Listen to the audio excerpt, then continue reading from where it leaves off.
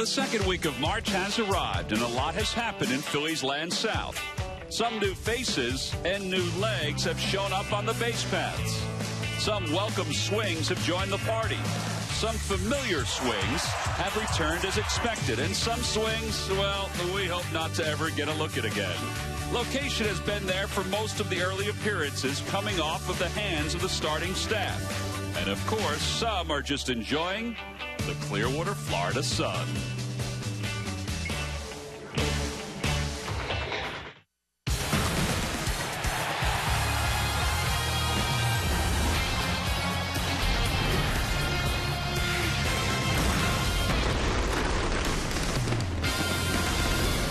This is a sunscreen kind of day here in Clearwater, Florida. A gorgeous afternoon for baseball as the Phillies welcome in the Tampa Bay Rays. Back-to-back games. Some of the fans already in the perfect spot to get an autograph. As we said, it's filling up nicely here at Bright House Field. The Tampa Bay Rays and the Phils faced off yesterday in Port Charlotte, and now they're here today in Clearwater. Hi, everybody. I'm Tom McCarthy with the power-hitting Chris Wheeler. We'll hear from Sarge and Murph in just a little bit. We didn't see the Rays yesterday because the Phillies were in Port Charlotte, but it's a Tampa Bay team, Wheels, that every year changes their roster. And they're good. Every year they seem to be good, too. You wonder how do they do it year after year. But they made a pretty good trade in the offseason for some young players. Joe Madden does a tremendous job with them, Tom. You see, offseason transaction, well, they re-signed those guys. Farnsworth pitched yesterday and did a good job against the Phillies. Those first two guys, especially Will Myers. Myers, one of the most ballyhooed young players in the minor leagues coming over from Kansas City, so we'll see about him. You know Escobar could be good and bad. James Loney, you don't know what you're going to get there. Roberto Hernandez, he used to be Fausto Carmona when he was with the Cleveland Indians, and those are the guys they lost. B.J. Upton will be a loss for them, no doubt about it. Will Myers is actually in the lineup today. They don't project that he'll be part of the Rays to start the 2013 season, but he'll be here very soon for Tampa Bay. All right, how about the Phils and what they've done so far this year? Let's check in with Murph and all right, thank you very much, Tom and Sarge. We're about to surrounding it, and I guess early on we've seen a couple good things, answers that have been pretty good. What do you think? Yeah, no doubt about it there. When you're looking at a Ryan Howard, you're looking at a Dominic Browning, just on how they're hitting the ball there. They're really crushing the ball. Take a look there at the numbers there. I like those RBIs there that you see by Ryan Howard. Dominic Brown's been very, very consistent, hitting the ball exactly the way that Charlie wants him to hit him. And when he's doing that and everything being equal, I think for me, he's your left fielder right now there so far, for sure. Certainly playing himself into that spot. Now, you also saw the numbers on Jonathan Papelbon, who's a guy that we really had no questions about coming into spring. Only 2 outings. He's been a little bit under the weather. Any concern about Jonathan? Well, no, not at all. And especially when it comes to relievers, you know, it takes him a while to be able to get back in the rhythm. They're not throwing as many innings. Papelbon pitches with a lot of pride. Not only that, a lot of adrenaline. And right now, here in spring training, not a lot of adrenaline there for him in these games there. I will say, however, there were some times when he went out and threw some good strikes, didn't get the call, therefore a lot of runs. All right, we've seen a lot of good this spring training. Hopefully that continues. We'll send it back upstairs. All right, Murph, thank you very much. Sarge, thank you. Boy, who wouldn't want to be out there today? A little Bob Marley and a little sights and sounds of Clearwater, Florida.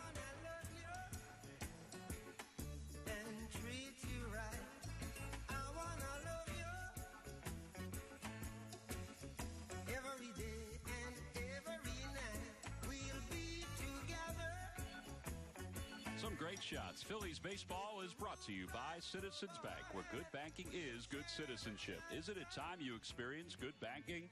By Xfinity, the official HD triple play provider of your Philadelphia Phillies. And by Toyota. Every new Toyota purchase comes with Toyota Care. Let's go places.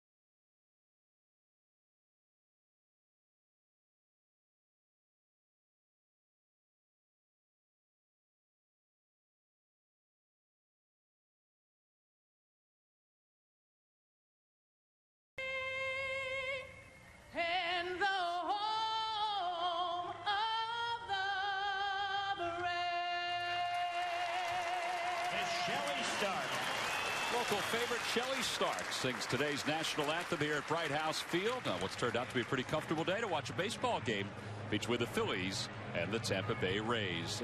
A local Little League team named the Phillies out on the field today, getting some autographs from their favorite players before they exited just to the outside part of the Phillies dugout. Must be a pretty big thrill to be out on the field, to be part of the festivities today. And speaking of the festivities today, our first pitches today, they were a surprise. There's Charlie Manuel. He met these guys earlier this year, in fact, around Christmas time. It's Sergeant Christopher Denson, 23-year-old, and also PFC Nick Rubino. And he invited them down to spring training, and he just surprised them right there and asked them if they would throw out the first pitch. He brought him into the dugout, and there they are. They're throwing to Larry Christensen, of all people. Larry was the catcher today for all the first pitches. So, again, a thrill. We talked to those guys earlier today. They were just excited to be here at the ballpark, and now they get an opportunity to be out on the field and throw out the first pitch. That is a pretty nice gift on the part of Charlie Manuel, the Phillies manager. All right, let's take a look at the Tampa Bay Rays starting lineup for today's ball game. This is what Joe Madden has for us this afternoon. Desmond Jennings leads it off in center field. Sean Rodriguez bats second. Ryan Roberts hits third, followed by Shelley Duncan, the DH, and then Will Myers, the left fielder. Brandon Geyer, the right fielder, bats sixth. Jose Lobaton, the catcher, hits seventh. Former Phil Mike Fontenot eighth, and Sean O'Malley playing shortstop today. He'll bat ninth, and he'll face left-hander John Lannon. Lannon's pitched pretty well so far for the Phillies. 2 games, 5 innings. He's walked 3 and struck out 1 as he continues to settle into what should be the number 5 spot, Wheels, in the Phillies rotation. First time for him here over in Clearwater, Tom. It's not like you don't know this guy. Phillies seem like they faced him all the time when he first came up with the Washington Nationals. They had some luck against him. Sinker, slider, cutter kind of guy. And the first pitch of the day, Desmond Jennings hits on a nose right at Yuniesky Betancourt. All right, Wheels, is your scouting report partly he'll get the hitters to swing at the first pitch? I was going to say, John Lannon, we always saw was around the plate. So this is not quite the Dominican team, but first ball, fastball swing in there. Well, one away, Sean Rodriguez, the batter. Rodriguez just 2 for 20 this spring. Rodriguez should be part of the Rays opening day roster and should be one of the guys that Joe Madden moves around the infield. And he has a lot of those kind of guys. Last year he hit .213 with 6 home runs, 32 runs batted in. Here's Joe. And a fly ball to shallow right. Utley is out. Nix coming in, and Lance Nix gets there. Joe Madden truly does not believe in a set lineup. If there's ever a manager in baseball, now that doesn't mean maybe he wouldn't want one if he had the same guys all the time that were everyday players and could hit all kinds of pitching. He probably would, but he doesn't have that. And this guy will put out different lineups almost every day. He's been an unbelievably successful major league manager. He's won 612 games, lost 573, and to be above 500 with Tampa Bay says an awful lot about his ability. He is from Hazleton, Pennsylvania, went to Lafayette. He is a Leopard, Wheels, just so you know. As Ryan Roberts waves at a changeup, it's 1-1. Very successful guy, longtime coach in the he and Mick Billmeyer and Larry Boa, they all worked together with Terry Collins back with the Angels.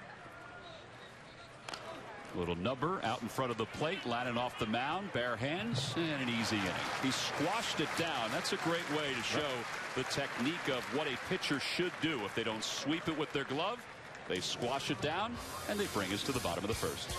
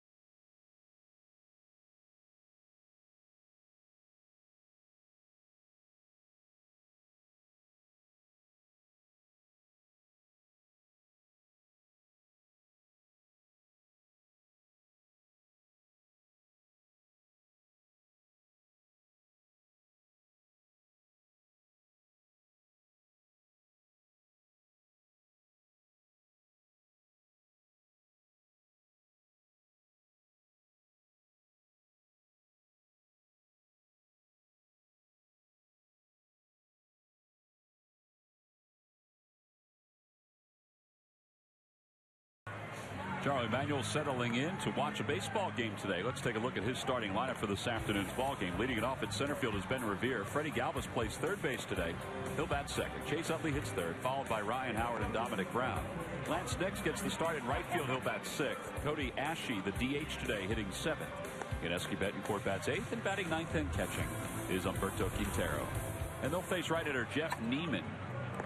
Neiman, one start so far, but 3 games has an ERA of 1.93, coming off a terrible injury from a year ago, Wiz. Got hit with a line drive near his ankle, broke his fibula in a game against the Toronto Blue Jays, missed a lot of time.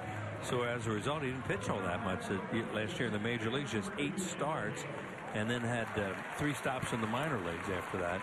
A guy that normally you would look at him and think he fits into their rotation, 4 or 5, but we'll see. He is battling right now for a spot in the rotation. Yesterday, the Phillies faced David Price, who struck out 5. He has a spot. He hasn't been named the opening day starter, but he does have a spot. Yeah, he's in the rotation. If he isn't in theirs, he'll be in somebody's. Here's Ben Revere to lead it off. Revere's having a pretty good spring. He's 10 for 33. He has scored 7 runs. Batting leadoff again today. He's been doing a lot of that with Jimmy Rollins out at the World Baseball Classic. The United States, surprisingly, well, I don't know if it's a surprise, but they lost their first game to Mexico 5-2. Rollins was 2 for 5 in the ballgame with a run scored. Adrian Gonzalez got him. That's not surprising. Revere fouls it away. It's 1-2. Jimmy set a record, right, for most hits by any national leaguer in World Baseball Classic play. He's been in all 3 of them. That's right. Played a lot. I forget what it was, his 12th hit or something. He'll know. He's been taking more of a leadership role with the World Baseball Classic. He and said, you know, because there's a lot of pressure on the United States now because they lost yesterday. Up high, 2-2. That was one of the reasons they invited him. I talked to Larry Bow had a lot to do with getting him out there, and they really wanted a guy like Jimmy to be on the club if he would come, and Jimmy really wanted to play. 2-2 the count to Revere. He pulls that one, a fair ball down the right field line. Now it hits the half wall. Revere still on his way to second. That was a nice play by Geyer and not in time. Yeah, that gets into the corner. You said hit the wall out there. That baby gets into the corner, we get to see a triple. Because that would have been a stand-up triple if it had gotten all the way down to the corner. Here it is. You haven't seen him pull the ball that much like this. You wouldn't think many first basemen are going to play him near the line. That's a breaking ball. That's one of the reasons why he probably pulled it, especially with 2 strikes. And down the line past the first baseman, Rodriguez. Good play out there by Geyer, but he just outruns the ball. Good play and a good throw. Here's Galvis with the runner at second. Galvis 7 for 27 so far this spring. And he bunts. And Revere's going to get over to third easily. And knows how to play. Job right there is to get him over some way. And right out of the chute, instead of trying to pull the ball, which can be a little bit harder, he can bunt. He could throw it out there in a bucket like Pierre used to probably, and he gets it down. Greeted by Mike Schmidt, who's at the stairs of the dugout. Well, we've seen Joe Madden do some crazy things in 5-man infields and spring training games. Well, he's playing the infield in the first inning. They're working on their infield in defense. That's all it could be. Why would you do that other than for us to say he's playing the infield in? That's unusual. Roberts is a step over toward the bag at third for Utley. Utley with 3 runs batted in this spring. Can mess with the hitter's head a little bit too, because now you're thinking more in terms of, well, I may want to lift it as opposed to just using the middle of the field and hit a ground ball.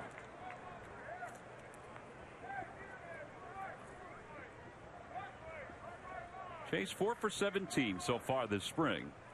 He has scored 3 runs to go along with the RBIs. Inside, 1 ball, 1 strike. He'll be followed by Ryan Howard, who did finally get a day off yesterday.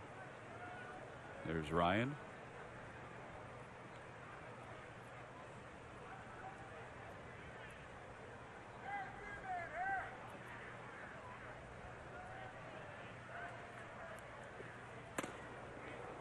Really an overshift in the outfield for Chase. They do that with Ryan Howard a lot, who hit more fly balls that way. But normally Utley's more of a pull hitter, especially off a right-hander use a lot of off-speed stuff, so it's surprising to see that defense and give him that much room in right center. And the wind is not really a factor today, at least at this point. Not really. It's blowing in just a little bit out of the northeast today. In the dirt, 3-1 the count. And it's not a sustained wind like we've had for the last almost all spring training when you get right down to it, either warm or cold. 77 degrees, clear and sunny, although the clouds have started to take over the sunshine. There's a lot of warm weather headed this way, starting to move in, and that's probably why we have some clouds now, and it's going to get really nice. 3 balls, 1 strike to count to Chase. And Chase hits it right on the nose to second. Fontenot comes to the plate, and Revere is tagged out. So a ground out. The drawn-in infield works for Joe Maddon and the Rays. And the fielder's choice allows Utley to take over at first, but the Phillies do not score. Yep, playing the infield in the first inning.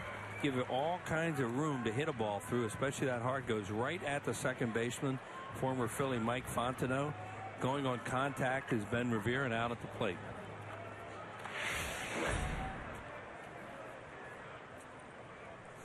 Wheels, it worked. It worked. I won't work often in the first inning. Here's Ryan Howard with a runner at first. She said he's probably just working on it. And Chase wants to lift the ball in that spot, even though you don't even have to hit it that hard to get it through with him in that much. He happened to hit a bullet right at Fontenot. But in that case, he's thinking more in terms of, I'm going to try and lift it, maybe get a fly ball.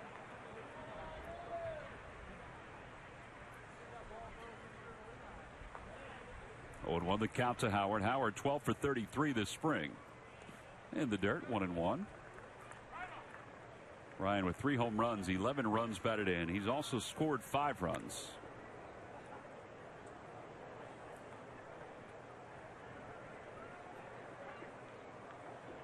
Took yesterday off, as we mentioned, as the Phillies went down to Port Charlotte. The Phillies have a camp off day on Monday. So Ryan will get a couple days off in the next handful of days. Which is not really a big deal for him, but Charlie Manuel had it planned out this way. And the plan has certainly worked to a .364 average, and he's also gotten a lot of reps over at first.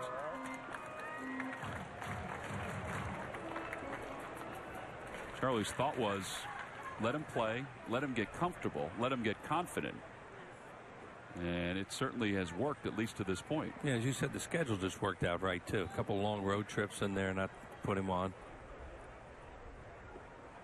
Up high, 2-2. Playing him less the other way with Desmond Jennings than they did with Chase Utley, but shading him towards left center.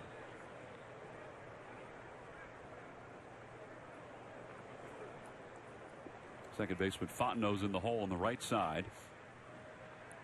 And O'Malley, the shortstop's over on that right side. Swing and a miss. A breaking pitch. Howard is retired, and the strikeout is recorded. No runs, 1 hit, 1 man left. We go to the second. Phillies nothing, Rays nothing.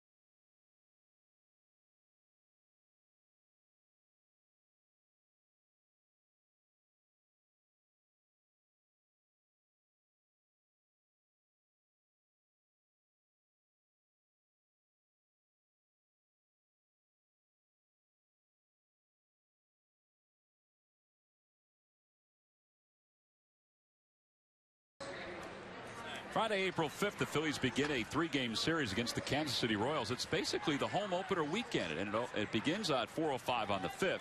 And then Saturday the 6th is Turkey Hill Kids opening night. Get your tickets now by going to Phillies.com. You also get that wiffle ball set for fans 14 and under on Sunday. We go to the second, no score.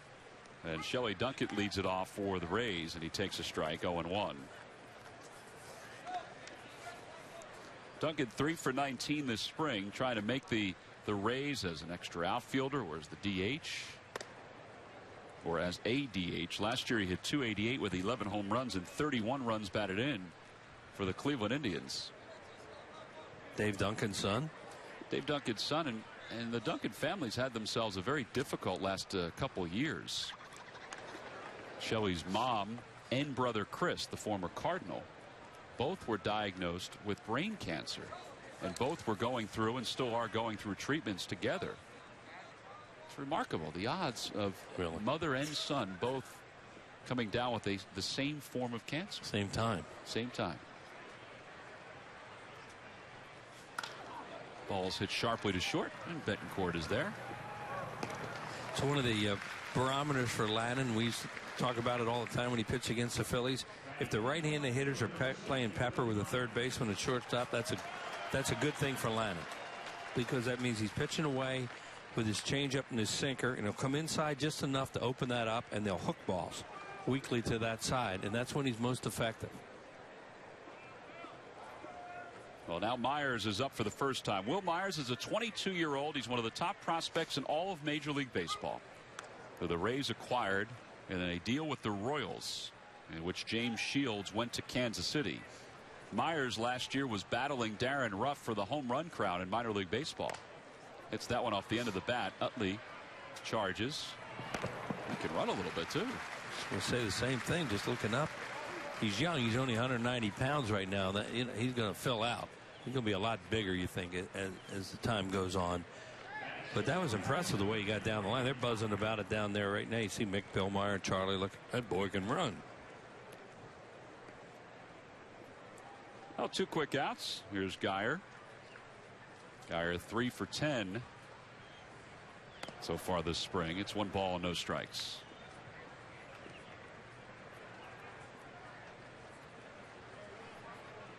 Geyer last year hit .294 with 3 home runs and 13 RBIs in the minors. Began his career in the Cubs organization.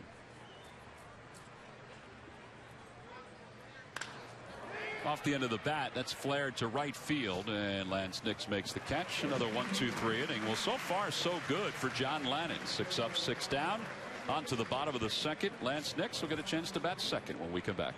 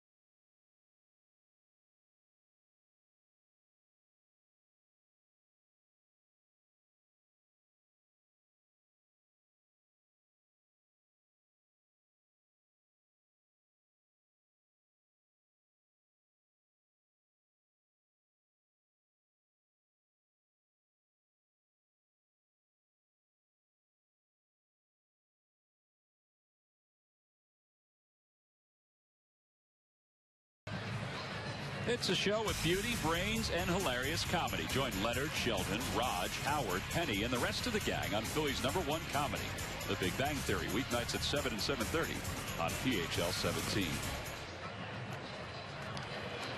Bottom of the second. Phillies and the Rays scoreless at this point. Dominic Brown, Lance Nix, Cody Ashe to lead it off in front of a, well, to say it's a capacity crowd is an understatement. There is not an inch of grass to be seen. And this is our first telecast on PHL 17 wheels. It's our 5th year of Phillies baseball on PHL 17. We'll have 3 spring training games. And then during the regular season, we'll have a live post game after every broadcast. In fact, after the next PHL 17 game here in spring training, we're scheduled to have a post game. And our first telecast will be April 1st against the Braves at 7 o'clock. That's the regular season opener. Thank you. I wrote all that down. I appreciate that. Dominic Brown is ahead 1 ball and no strikes. And he tried to hold up, but he went around. It's 1-1. Most left-handed hitters, that's never a good zone right there. Up like that and coming in on you. There are low ball hitters, and Dominic Brown is too.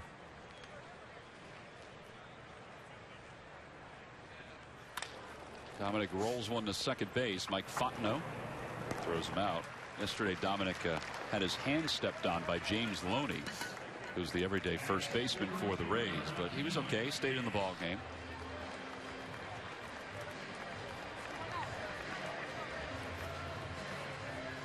So a quick out here in the home second. Lance Nix is the hitter. Nix is 2 for 18 this spring. He also had a couple hits against the Dominican Republic the other day. That doesn't show up in the spring training stats. Included a homer.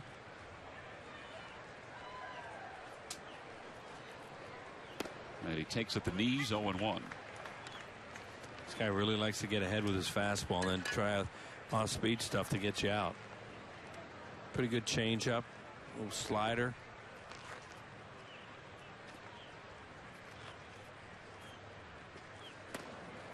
Looked like a cutter there where he ran it in on him. That's an excellent pitch for a right-handed pitcher. Throw to a left-handed hitter.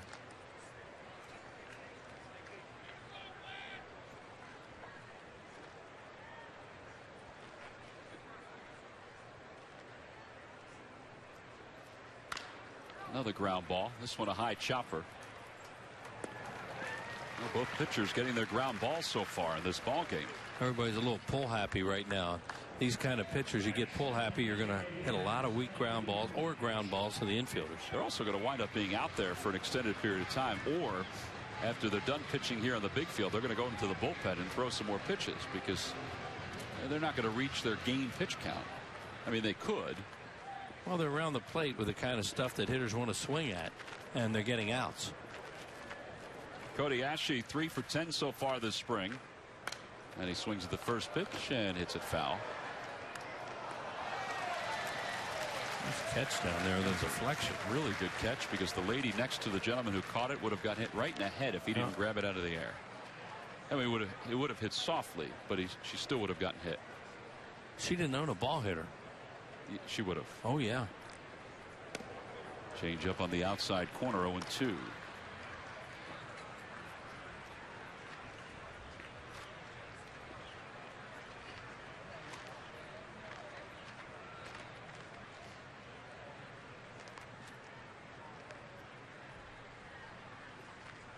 Swing and a miss. Boy, that is a quick inning. 1-2-3. Go the Phillies. A slider from Jeff Neiman retires Cody Ashe.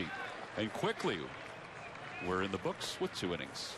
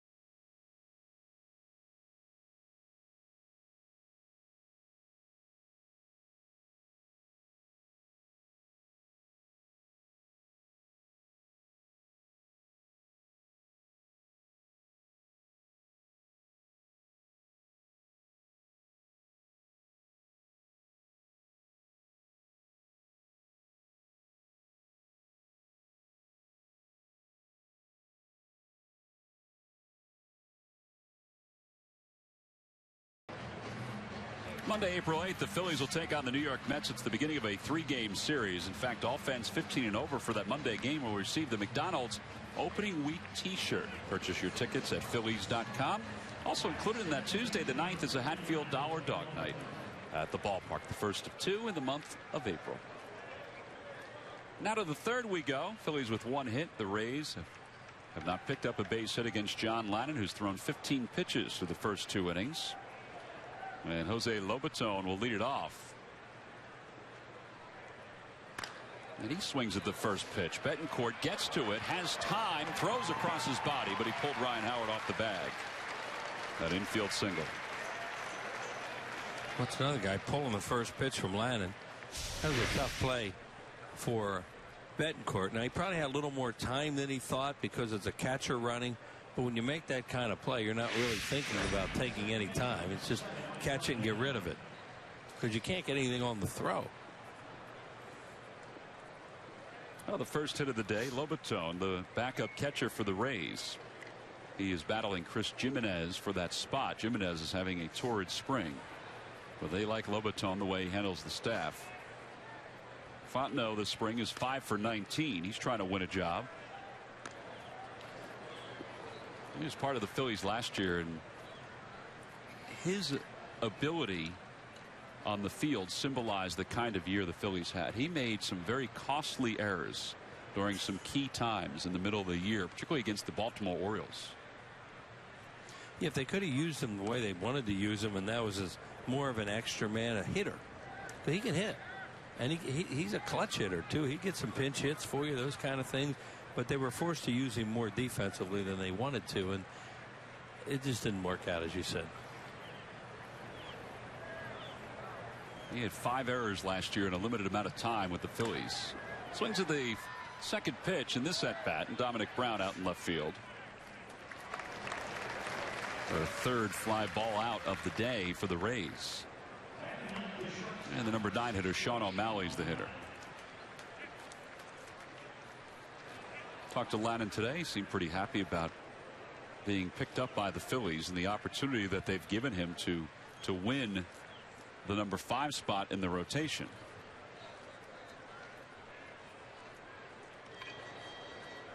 I think he really likes being in this division too, because he's familiar with it. You know, the other part of it, I think it's pretty well documented that he was not happy with the Rays' decision to take him off the roster at the start of the season, because it was only a week earlier last year in spring training that Davey Johnson told him he had made the team. And he has a lot to prove, because he did not think he should have been in the minor leagues at all. Yeah, he didn't come up till September when they could expand the rosters. And he pitched pretty well. He was 4-1. Well, he's a big league pitcher, but he was a big league pitcher at AAA last year. 2-0 the count to O'Malley. Swing and a miss. 2-1. Difference was he's getting paid a lot more than his teammates. He was getting a big league number for being down there. Well, he is the former opening day starter for the Washington Nationals. He did that twice. Yeah, we saw him.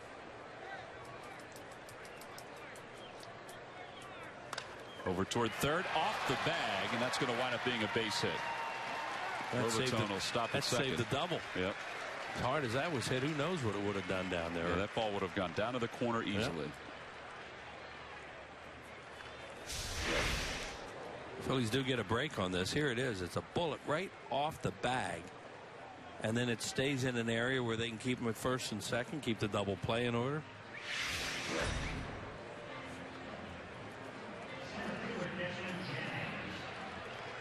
Two hits in the inning. Now Desmond Jennings, who grounded out to shortstop his first time up on the first pitch of the day.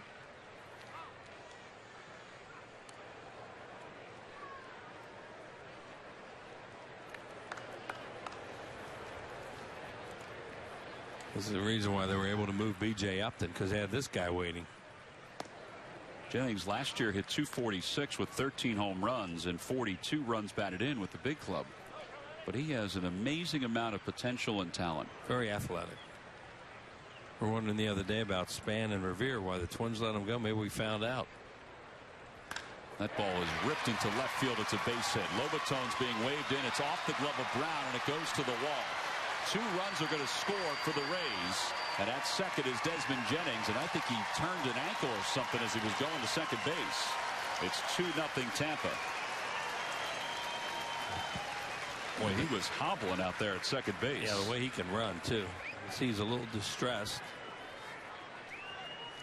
Well, that's going to be a single and an error, I would think, for Dominic Brown. Right, 1 RBI. It's changeup, it looked like, and he smokes this with a ton of topspin, and it just plays Dominic Brown.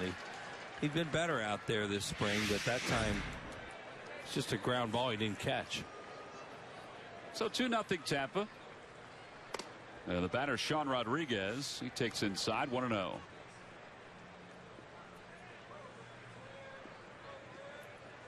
Rodriguez flied out to shallow right, his only time up, so he's 0 for 1.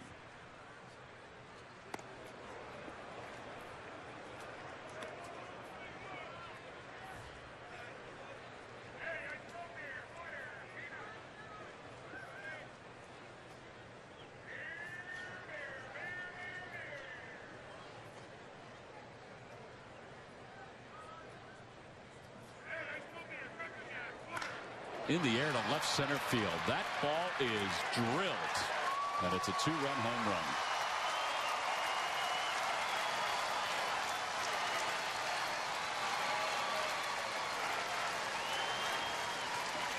And Charlie Manuel's team's down 4-0.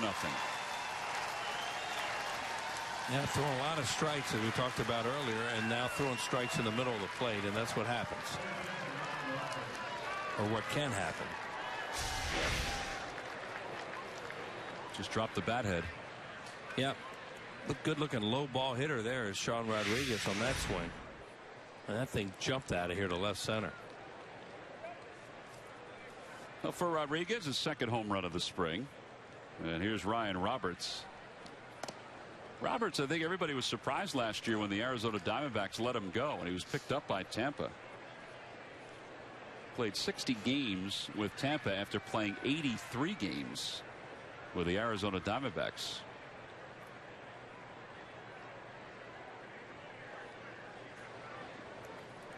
Lana's one of those left-handers who's a fine liner, and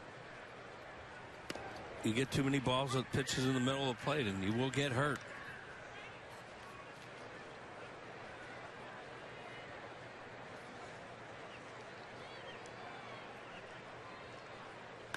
That ball's ripped right at Betancourt. That was off the end of the bat. It was a changeup. But some of the other balls in this inning have been hammered.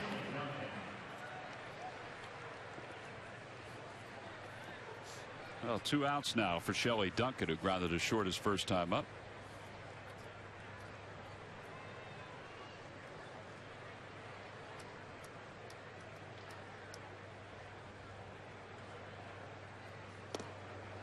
Inside, 1-0 the count.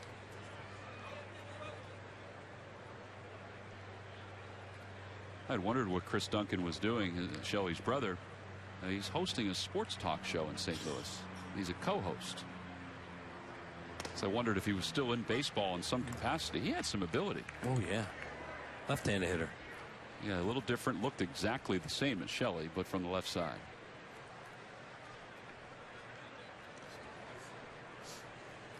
One and one the count to Duncan. And now 1 ball and 2 strikes. I think the Rays are kind of interesting this year with all the injuries the Yankees have sustained, and with the Red Sox still kind of putting the pieces back together after a terrible year in 2012.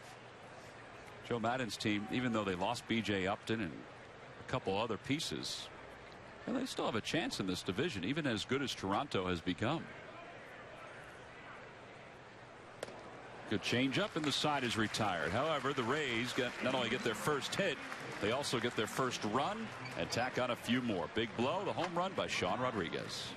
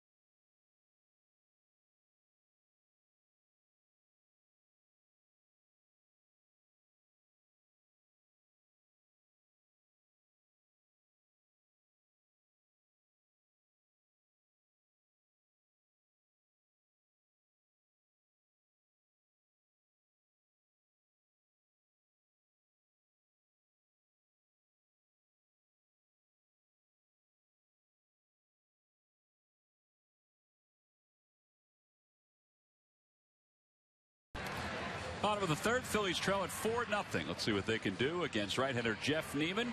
And while they see what they can do offensively, let's see what Greg Murphy can do as we throw it to him for the first time. Murph? Well, thank you very much, T-Mac. I'm here with Kevin Smith. He is the director of the St. Pete Clearwater Sports Commission. And, looking around, you guys like to get the message out that this is a great place to come and visit and see some sporting events and enjoy the beaches. I think the message is getting out, Kevin. I think you guys are doing a pretty good job. You look at this crowd today. Yeah, it seems to be working, huh, Greg? What a crowd. What a great day for baseball here in Clearwater, Florida, and with the Phillies game. We just have a wonderful atmosphere for baseball in this area. And it's been that way for 67 plus years. It's amazing, the relationship between the Phillies and the towns down here, St. Pete and Clearwater. Just talk a little bit about how important it is to have that kind of relationship and to let folks know back in Philadelphia just what a beautiful place this is to come and visit. Well, we've got 30 miles of award-winning beaches. Clearwater Beach was just named best beach town in Florida. And, by USA Today, and it's a great atmosphere here. 67 years of baseball in this town in Clearwater. And the city and the county and the people around this area just love the Phillies. They love spring training baseball here in Florida. And we look forward to having everyone come down and be a part of this. We're looking at some of the beautiful pictures from in and around the Clearwater Beach area, the St. Pete area. And it really is spectacular. And now you guys are doing something great as well. You're giving someone a chance to come down here on your dime. Tell us a little bit about the sweepstakes that's going on. Well, we have the I Need Sun sweepstakes, and it's ineedsun.com. Yeah. Through April 30th, go online and register at ineedsun.com, and you'll be able to win one of 30 trips to come down here and stay on the beach. So if you're sitting at home today, and it's maybe not quite as warm as it is here, you might want to go online, just register between now and April 30th, and get a chance to win a trip down here. You can come down, and then you can get the sunburn just like I have all over my face, Kev, right? You are pretty burned up. We're going to have to get you some of that no sun. Well, I think I might need some of that. Kevin, it's great to talk to you. Congratulations on a great job, and keep it up, and we'll get some folks down here coming to visit. Greg, thank you so much, and thank you for everything you guys do. Our pleasure. Tom, send it back to you. All right, Murph, thank you very much. Yeah, the relationship between the Phillies and the folks here in Clearwater, and you can extend it to the folks in St. Pete, too, has been magical for the 67 years. In fact, John Timberlake, I was reading an article that was written about a year or so ago. John Timberlake, who's the general manager down here in Clearwater, says that between $35 and $40 million is generated into the local economy here in St. Petersburg, or excuse me, in Clearwater, which is really impressive. And, as we said, Visit St. Pete Clearwater is giving away 30 trips during the month of April. Log on to ineedsun.com every day through April 30th for your chance to win a 3-day beach giveaway. Well, I know we've done our part over the years to promote this area. It's pretty easy to promote. Yep, it is a great place. Humberto Quintero is aboard with one out here in the third.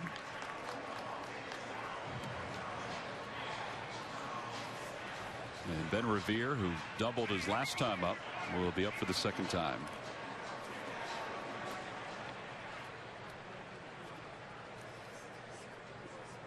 Phillies down 4-0 here in the bottom of the third. A 4-run top of the third for the Rays.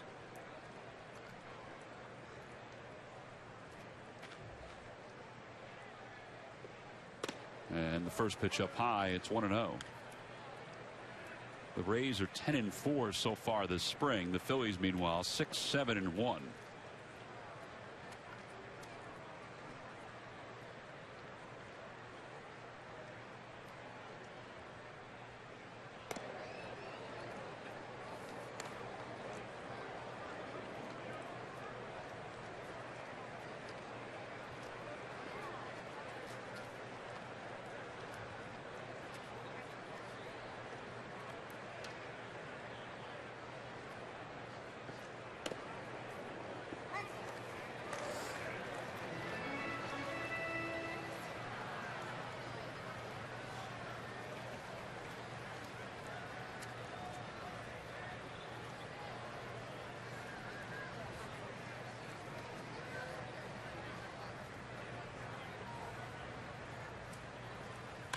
Off the hands, that's a base hit to center field. Quintero will stop at second, and the Phillies have back-to-back hits as Ben Revere is 2 for 2.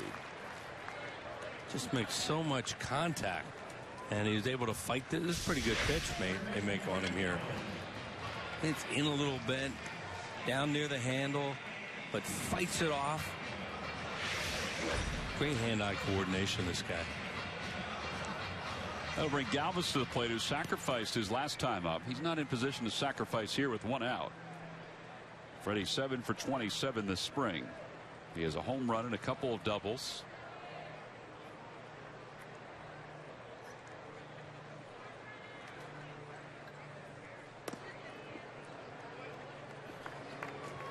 That was a great reaction. Did you just see Jeff Neiman? I think the reaction for Lobato was to say that pitch was right down the chute, but it must have been a little low. Well, no, I was looking at it. I kind of understand why they reacted that way. You know, he gets the strike. He took a little off that one. It's 1 ball and 1 strike. Phil Cuzzy is the home plate umpire today. Then, Wheels, you're going to have to take out your umpire's guide to figure out the next 3 guys. David Susi, David Rackley, and Toby Bassner are the other 3 umpires today. 1-1 the count. And he waves. And an off-speed pitch. It's 1-2. He's been a little fooled with the off-speed stuff. Had that fastball that he took for ball 1, and this is more. Oh, that's a changeup. Some kind of change. It almost looked like a split the way it went down that fast.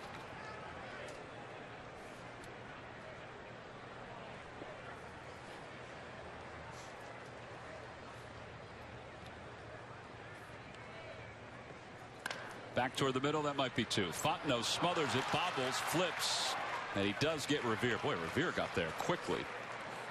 Yeah, that'll put runners on first and third.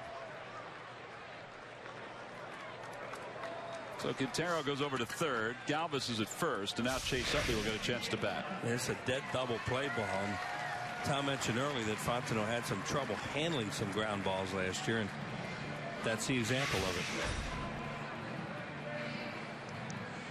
Which is so surprising, because I think we were all startled last year when he missed a lot of those balls. They weren't real tough chances. 2 of them were hit right at him. He was one of those guys you rooted for because he's a good guy, nice guy on the ball club, but it just didn't work out. Chase Utley grounded into a fielder's choice his first time up, so he's 0 for 1. Phil's trying to get some runs back.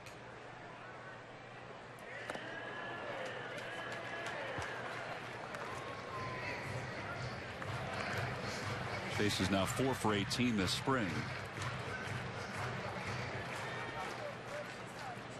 And bullpen action. Jeremy Hellickson is warming up in the pen for the Rays.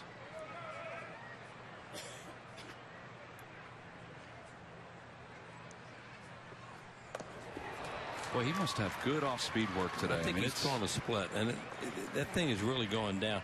Scouting reports on him where get ahead with his fastball if he can, and then he'll get you with off-speed stuff, and that's the way he's pitching today. Yeah, that's the same thing. It's a changeup, and it looks more like a split because it goes down so fast. 0-2 the count. Ground ball foul just past Sal Rendy in the first base coach's box. And he can elevate his fastball a little bit as he did that chase there after having your eyes down so much looking for that thing or showing that thing.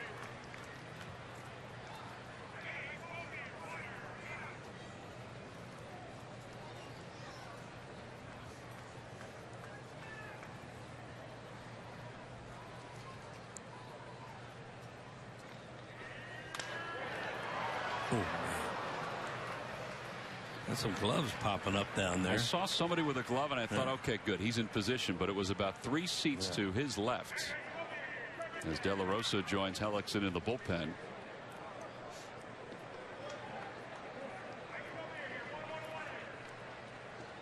That's because Neiman must be getting up there in his pitch count. If they need to get somebody in the middle of an inning, it might be De La Rosa. On the outside corner, Utley down looking. He thought it was wide. It looked like it was a little wide, but the side is retired. Phillies leave a couple. It's tough to leave the beach this morning here in Clearwater.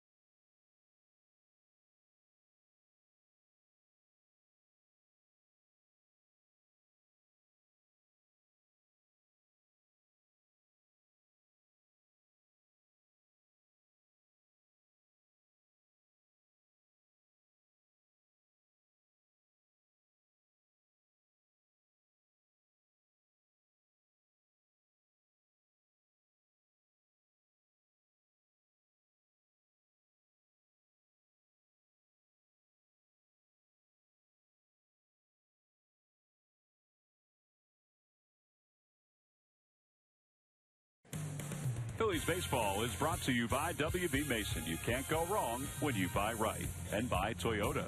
Let's go places. Top of the fourth inning. 4-0 Rays on top. 4 runs on 4 hits for Tampa. Phillies no runs on 3 hits and 1 error. And John Ladden's still out there. He'll face Will Myers, Brandon Guyer, and Jose Lobaton. John Ladden was cruising along through the first couple of innings, and then the infield hit by Lobaton in the third kind of opened things up for Tampa. Will Myers lines one toward left center field, and that's going to get past Dominic Brown. A one-hop off the wall. Revere plays it in. Well, Sarge, it's only been a couple of at-bats. Will Myers is one of the premier prospects in all of Major League Baseball. He's only seen 2 pitches. What do you think? You know what? I like this kid. I've been talking about him earlier with some of the Rays people. He can swing it.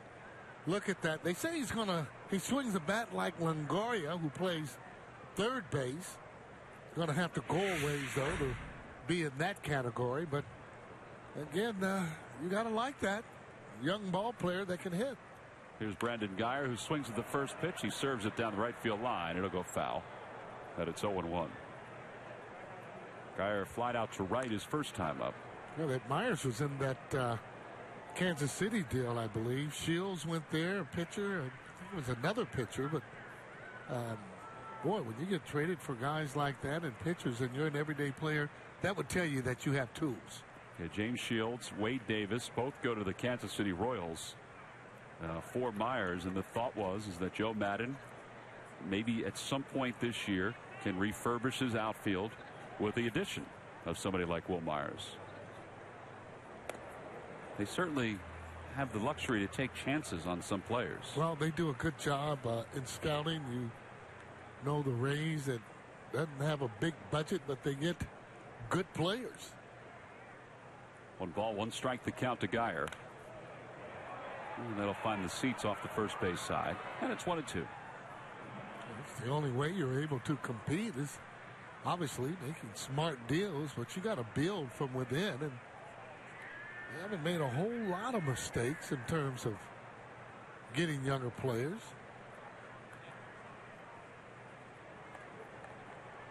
Well, they're talking about a new stadium and wanting to move toward maybe the Tampa area.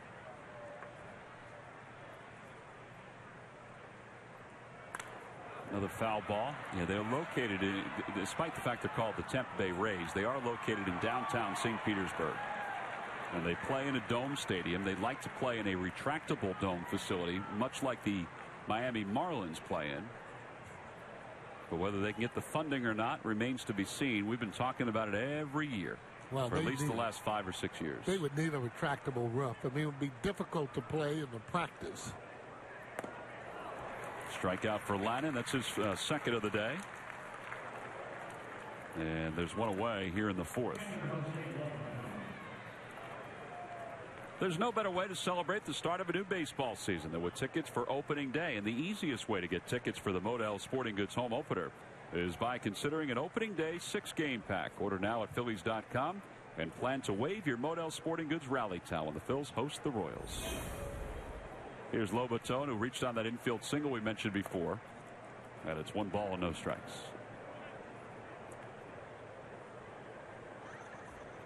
John Lennon at his best when he's getting ground balls. It's a contact pitcher. Well, there's a ground ball. They may have a play over it. No, they're going to go to first, which is the right play because the ball was hit so softly. Myers, if it was hit a little sharper, would have been a dead duck over at third. Yeah, the only way he's going to go to third is if he knows he can get him with no problem, meaning that he'd have a throw and a throwing lane. Take a look at the runner going right away, jumping over the ball. He's lucky ball wasn't hit a little bit harder. He would have been a dead duck. Well, rule of thumb, if that ball is to your right or right at you, you don't run. If it's to your left towards second base, you do. Mike Fontenot down to the count 0-1 as he takes a change up. Fontenot flied to Dominic Brown and left his only time up. He's 0 for 1.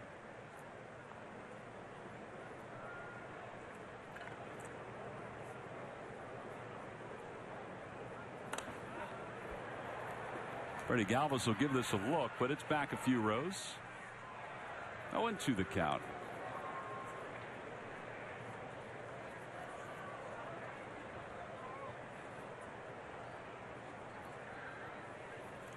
Jonathan Papelbon feeling better, and he's warming in the bullpen for the Phillies.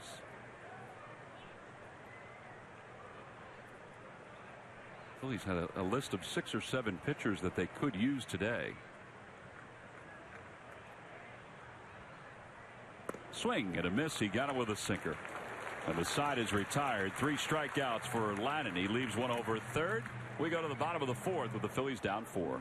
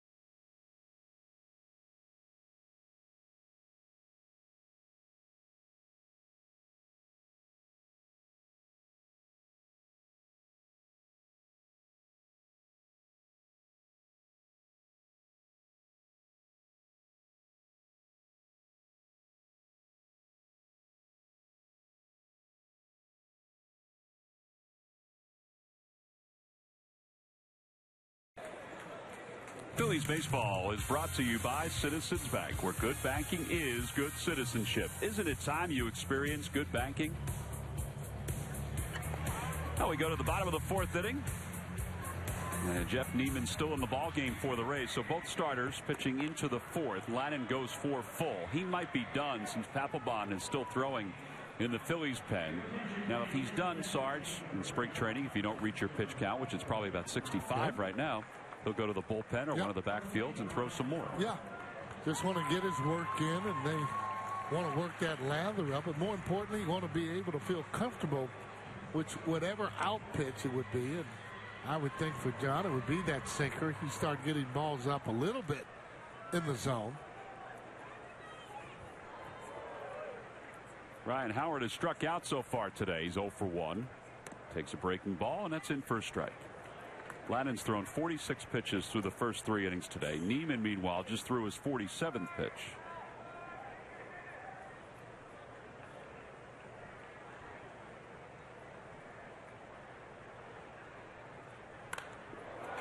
Out to left field. That's pretty well hit. Myers going back to the warning track to the wall. It's gone. Ryan Howard with his 4th straight training home run.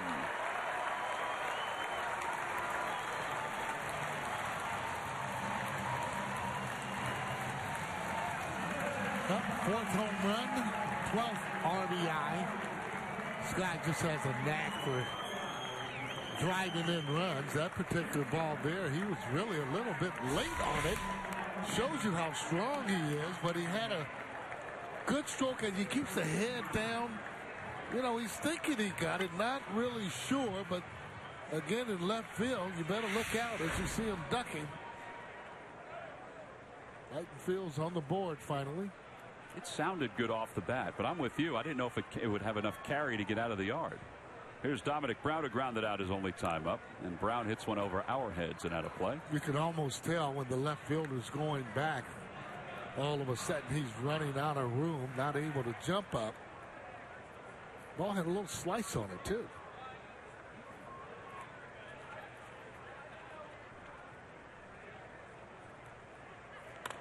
Dominic fought that one off out to right center field and playable for the second out, or for the first out, excuse me.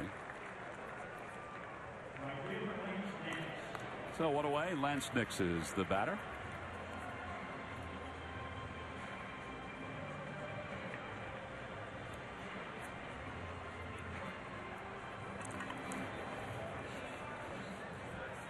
Lance Nix grounded out to second, his only time up. Sarge, are you leaning more and more to a possible platoon in right field between Nix and Mayberry to start the year, with Dominic Brown playing left field? Wow.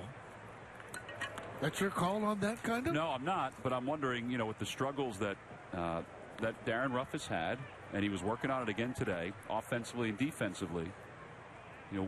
Will that be a consideration? I think it's a consideration. No, it's going to definitely be a consideration. Keep in mind, though, you're going to need Nix coming off that bench, that left-handed hitter for me. Obviously, Charlie will get him in the game, but hopefully you're thinking that you're going to have a kind of a set outfield where you're going to have guys going out there playing every day, hopefully getting in a rhythm in order to have a good year out there.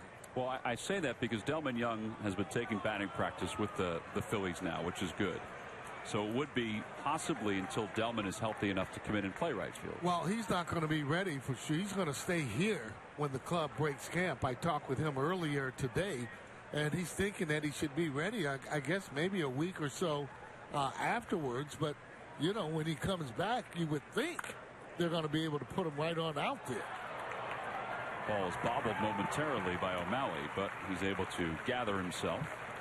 2 outs. So, in other words, Delman's not going to have to prove himself like the guys here. You would think that he's going to be put out. Once he's ready to go, he'll be put out there for a few days because he's an offensive player. And this is what he is brought to Philadelphia for, is that offense. Well, it looks like that's going to be it for Jeff Niemann. Niemann finished after 54 pitches this afternoon, so Joe Maddon has decided to go to his bullpen. Niemann's reached his pitch count. He's allowed just the 1 run on the home run by Ryan Howard. So we've got a pitching change here in the bottom of the 4th inning. We'll take you out with this swing by Ryan Howard. It is a beauty. Look at the reaction from the fans. And the fans out in front of Frenchie's Tiki Bar. Whoop. Oh, boy.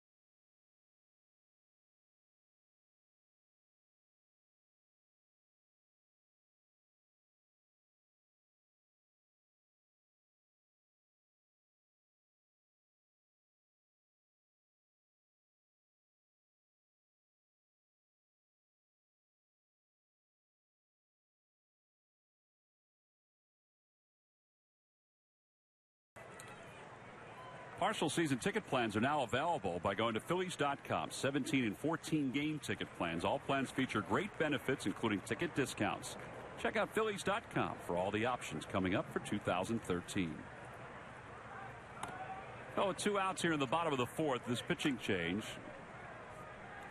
means that Cody Ashe will bat with nobody on and not facing Jeff Niemann. Instead, he's facing De La Rosa. Will they count 1 ball and no strikes to Ashe? Fouls it away, 1-1. Rich Thompson, the former Phil prospect, is in center field. We'll get to him in a second. Thompson takes over for Desmond Jennings. We mentioned Jennings looked like he came up a little sore on that ball he hit in his last at bat. Looked like he was limping a little bit around second base.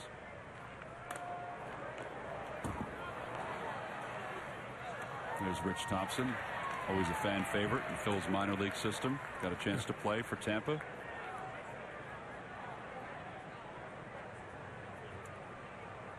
1-2 the count.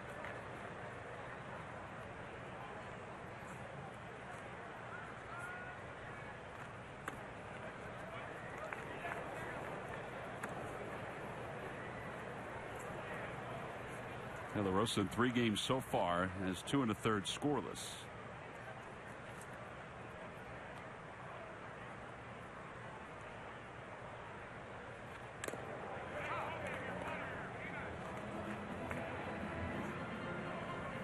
This kid has a nice little short compact swing. You have swings like that, don't get in as much trouble. It's going to be a line drive hitter. The other thing too is that they feel like his plate presence is above average at this point, which is a good thing. No doubt. Has a good I mean, can tell a ball from a strike, can tell whether or not it's high or low, in or out. Obviously everybody's going to strike out, but when you're running counts to 3 and 2 consistently. That ball is drilled deep to right center field. Thompson on the run. The wind's going to keep it in the yard, and Ashley's going to pull in a second with a 2-out double. Well, like we say a lot of times during the course of spring training, on some days that ball is out into the burn. Way out of there. This kid gives himself a chance to hit because he leaves that bat in the zone a long time. He's short and quick to the ball. You see that ball out there in the right center. You're right, though. The wind blowing like it was some of those other days, it's going to be way out of here. Well, Betancourt swung at the first pitch his first time up. He's 0 for 1. He grounded out to third. He's the number 8 batter. Quintero's batting 9th.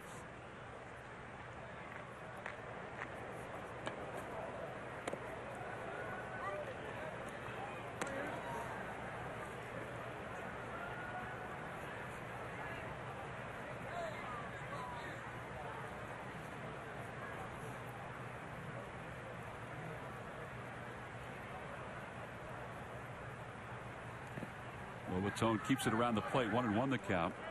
Sorry, did you see Jimmy Rollins' comments after the World Baseball Classic loss yesterday? No, I sure didn't. Looks like he's taken on the same kind of leadership role that you expect him to have here in Philly.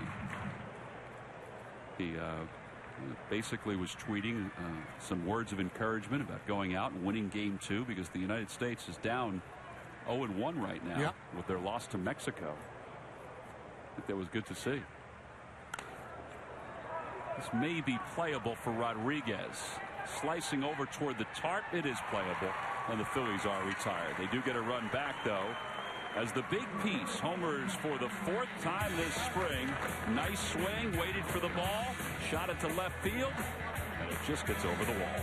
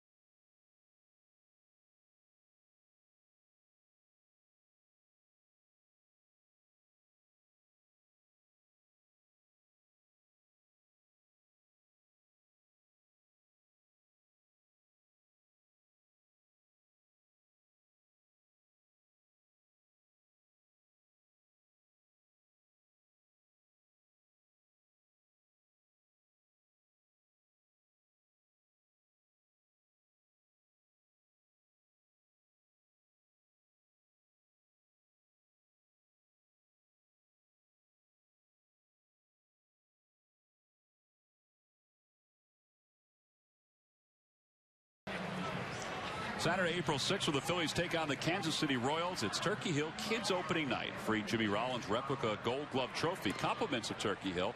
Free to fans 14 and under. Order your tickets now by checking out Phillies.com.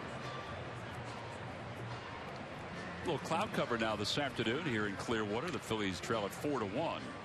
Each team with 5 base hits. And Jonathan Papelbon will take over for the Phillies. Pap was scheduled to throw earlier this week, but he came down with what they called flu-like symptoms. So he was out for a few days. Came back through a bullpen and now back in and getting a chance to throw today. It hasn't been a good start for Papelbon, but you said it before, Sarge, that the adrenaline rush for a closer is really hard to duplicate at this point in spring training. Yeah, it really is, too. Coming in different situations. He did say, however, though, that was the game when he got sick. The Dominican team was here.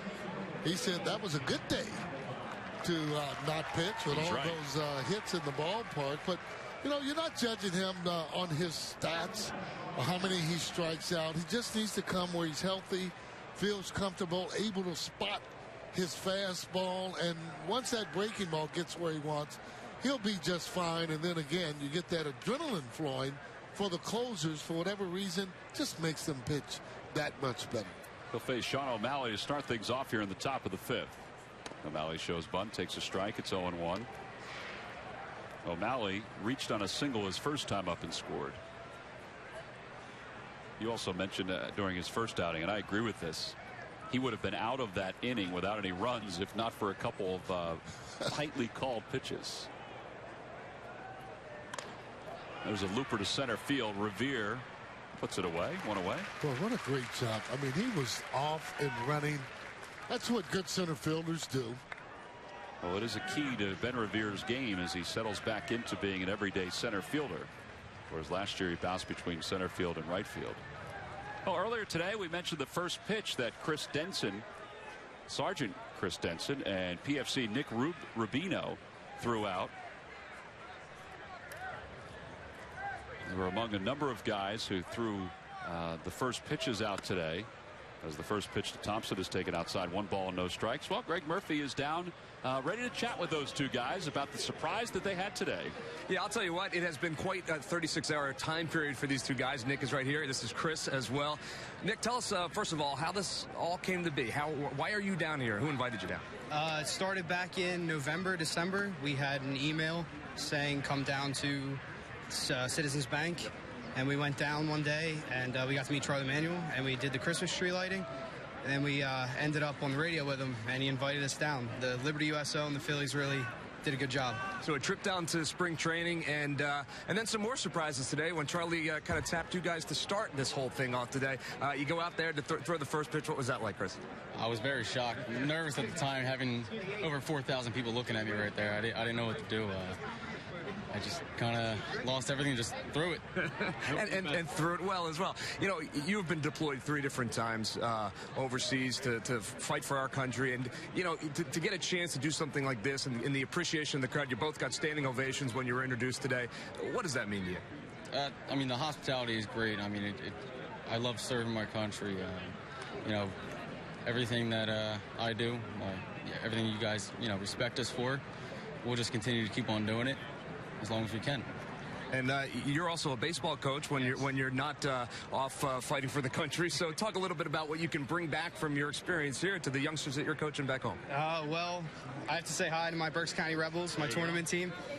I love you guys, but yeah, I have to let them know I talked to Charlie Manuel, and this has been awesome. I'm going to learn a lot from just being here watching. Well, we certainly appreciate everything that you guys do. I know this group in here certainly appreciates these guys as well, right? Congratulations, guys. Thanks for being here. We really appreciate it. Guys, we'll send it back upstairs. All right, Murph. Now, Murph, you know that those guys appreciate it because you know that group down there pretty well, don't you? Well, I know these guys back here. These guys are just trouble. These guys are good stuff right here. Well, thanks, Murph. We appreciate that. It's a great story. Thank you. My pleasure. Nick, actually, Private First Class Nick Rubino is going to Afghanistan in January of 2014. That'll be the next time he's deployed. Yeah, boy. To go to Afghanistan. Well, they really look like they're in high school. Honestly, so young. And being able to do the things that they do, obviously well appreciated. Sean Rodriguez, the batter, he homered his last time up. It's 1-0. Inside, 2-0. No gun on Papelbon here in spring training that we have. But just looking at him, the velocity seems like it's the same. Yeah, it's hard for me to tell up here on the velocity. You can kind of tell on movement, just kind of the way that the batter swings. Good pitch. And that was a breaking pitch, and it's 2-1. Yeah, I wish they did have velocity, and I think that's done for a reason, that they don't want pitchers looking back and maybe thinking they threw a good fastball and it comes out of their hand. It's only 87, 88.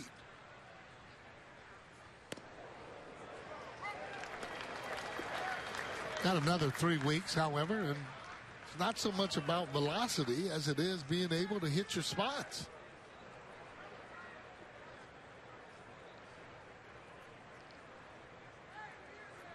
Two and two the count to Rodriguez. He checked his swing. Did he go? Yes, he did, says Phil Cuzzy. So that is a clean inning for Jonathan Papelbon. Well, you think about the bumpy innings he's had to start. Now he gets a 1-2-3 inning. Here's that first pitch we mentioned before. Larry Christensen, LC, behind the plate for today's first pitch.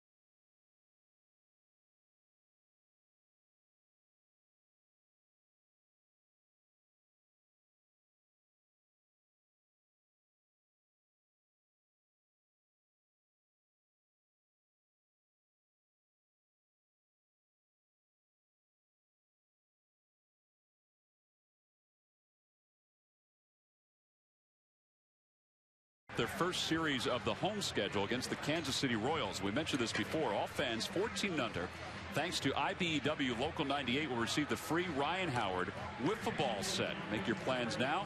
Order your tickets at Phillies.com. Well, on to the bottom of the fifth inning. So it's pretty busy here today. The concourse down the left field line is thick with patrons, not only Phillies fans, but also Rays fans.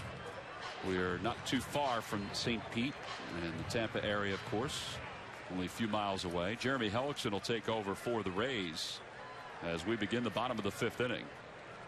And Hellickson will face 9-1-2 for the Phillies. Jeff Neiman started. He went the first 3 2/3 and then was lifted by De La Rosa. Neiman allowed the home run to Howard and 4 hits overall. Yeah, Jeremy's supposed to be in that number 2 slot for the starters for the Tampa Bay Rays. Pretty nice hop over there for Rodriguez. 1 away. 2 years ago, he was Rookie of the Year in 2011. Gold Glove winner last year. So as a young player, boy, he's got a lot of credentials already. Well, he may never lose that Gold Glove because once you get it, a lot of times it's based on your reputation that you might keep on getting. Boy. But I mean, to be able to have those awards that early, I mean, you're looking at him as Rookie of the Year, then all of a sudden you win a Gold Glove. I mean, unless you just actually throw balls away during the course of the season, you're right, Tom, going to win that again. Well, last year he won 10 games for Tampa, but, and this is kind of like Cliff Lee, his earned run average was 3.10. in the American League. So you can look at that a couple different ways. He was unlucky, or they just weren't scoring runs for him. Well, probably a combination of both. Outside, 1 ball, 1 strike the count to Revere, who has 2 hits today. Appears that he kind of slings the ball when it's coming up to the plate. Always thought guys there to throw over the top, a little bit easier to hit. Oh, Revere bunts it up the first base line, and he punted it right to Rodriguez. He probably hit it a little bit too hard and in the wrong area. Yeah, you know, a smart play too, though, on his part. You know, not to try and dance out of the way. This is not when you want to do that in spring training. You're right. If he bunts it more toward second base, although he's dragging that. And the other thing is, he's got to make sure when he drags it, maybe it's not so hard. If it wasn't so hard, he's got a good chance. But I like what he's doing. He's showing it. He's bunting. And not only that, this kid's just not a slap hitter. You know, those balls there, you bring that infield in, he'll be able to get some hits later on during the season. Freddie Galvis 0 for 1. No balls and 1 strike to count. Now, when you say you're talking about bunting it too hard, if let's say he ran past the ball, he probably would have beaten it out. Wouldn't you agree? If it was wider, right? You know, going toward second base. Other than that, if you can, you want to be able to bunt it a little bit softer. Galvis golfs it to right center field. That's going to go to the wall. And Freddie's on his way to second. He should get there without any trouble. A 2-out double. And Utley will get a chance to bat with a runner in scoring position.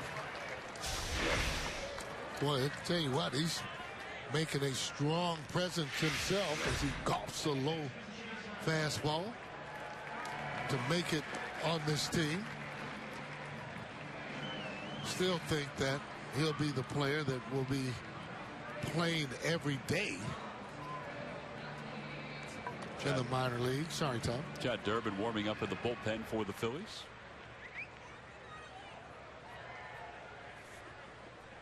And obviously, I'm just really guessing on that, looking at the players that they have in camp. And with Galvis being that young, you're going to want him to continue to develop and hopefully be able to be a guy that can hit you 270 and above.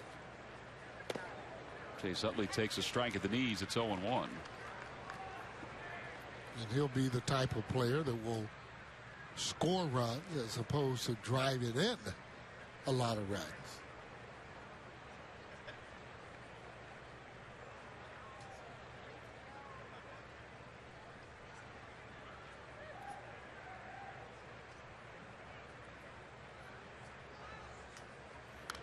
Foul ball, and it's no balls and 2 strikes. Utley struck out looking his last time up on a pitch that looked like it was off the outside part of the plate. Yeah, I couldn't really tell on that. He didn't argue too much, although he did look back and told Cuzzy, hey, that ball's a little bit off the plate. It was a cutter that just didn't come all the way back in. It seemed anyway. I've always thought, I mean, with umpires sitting in on the inside part of the plate, I just thought that sometimes it's difficult to see the outside part. Nice play by Rodriguez, sliding to the glove side. And the Phillies are retired here in the 5th. They do get a 2-out double. Galvis is stranded at second. We go to the 6th inning. That's right. Signs of spring training.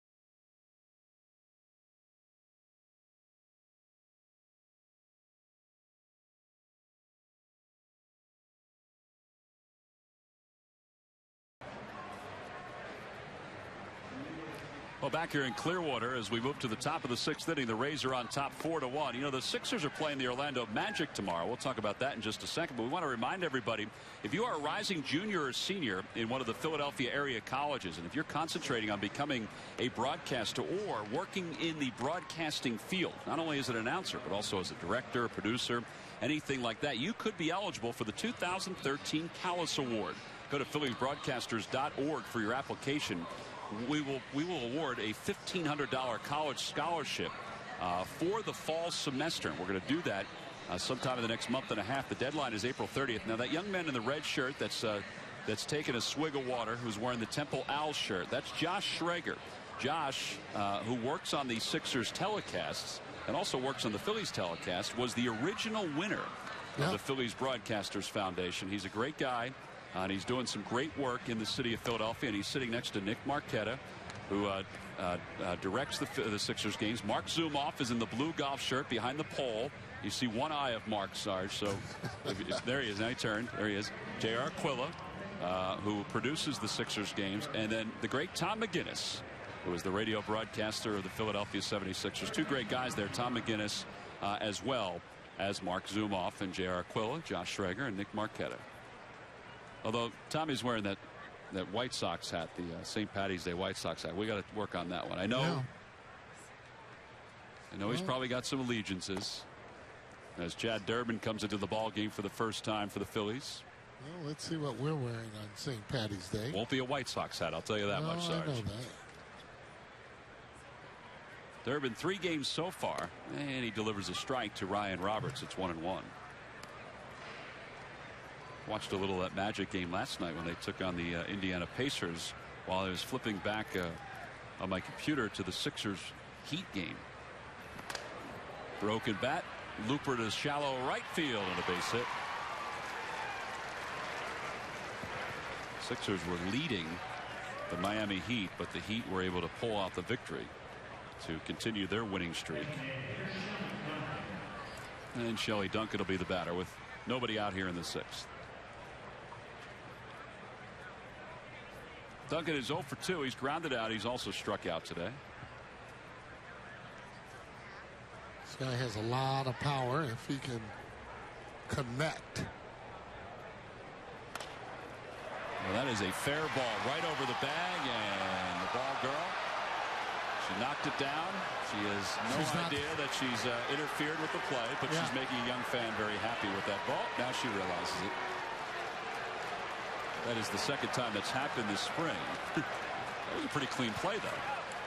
Well, we got to give her credit, too. Second girl in 6 years to be able to get glove on the ball. Take a look at it for yourself. Automatic double. However, when that ball goes down the line, we talked about it before. She's just, well, she stopped it. And she's happy. I mean, she's going to give it to somebody who wants it. Hey, you picked up the wrong ball. What? It was a very close play, Sarge. Infield is in. Myers is up. Takes a pitch inside. It's 1-0. I guess her friend, they don't talk very much because she did the same thing. And she might have just, told her, hey, listen, whatever you do, don't touch the ball going down the line when it's on the inside of the bag. They'll bring that up at the next staff meeting. Okay. All right. 1-0 the count to Myers with nobody out here in the 6th. Whoop. It got away. Yeah. Watch your lips right there. That's what you get when you start leaning over the plate some. That's what you call a little chin music. Actually, he wasn't leaning. That ball just up and in. Pitcher's got to do that every now and then. And move your feet. See whether or not he comes back with a breaking ball, or whether or not he comes back with a inside fastball. Swing and a miss. 2-1. A little different swing right there. His heart was in it, but sometimes it doesn't allow you to stay in there the way that you would like to. That'll go foul. And out of play.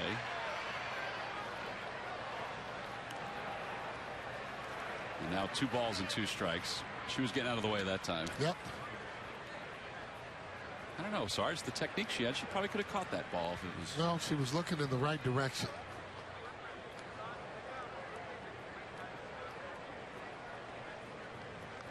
Left side of the Phillies infield now takes a step or 2 back.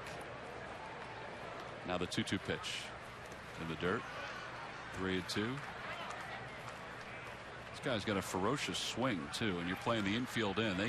They've seen his swing so far in this game, and make some contact. That ball jumped somewhat. Boy, you would love it when the infield was in and you had maybe a little left-hander that was throwing out on the mound to you. Just got to make solid contact, not right at him. It's a base hit.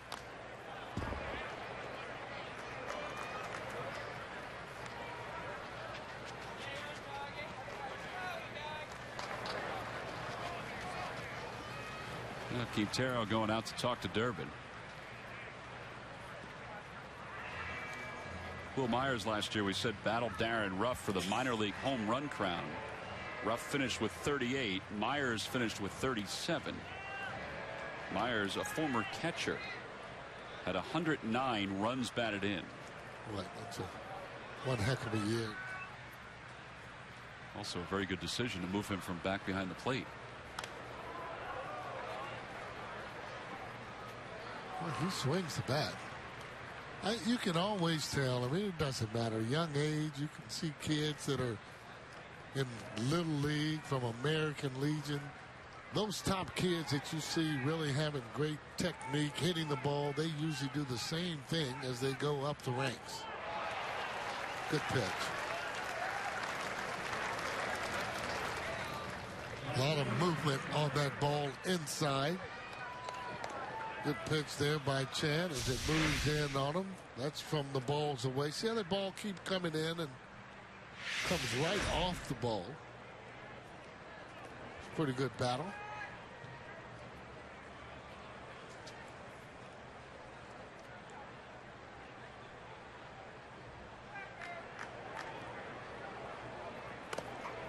He tied Geyer up, and it's 0-1. Geyer is 0 for 2. He struck out his last time up, flied out to right. They play the infield in again. It's just getting that ball in such a good spot.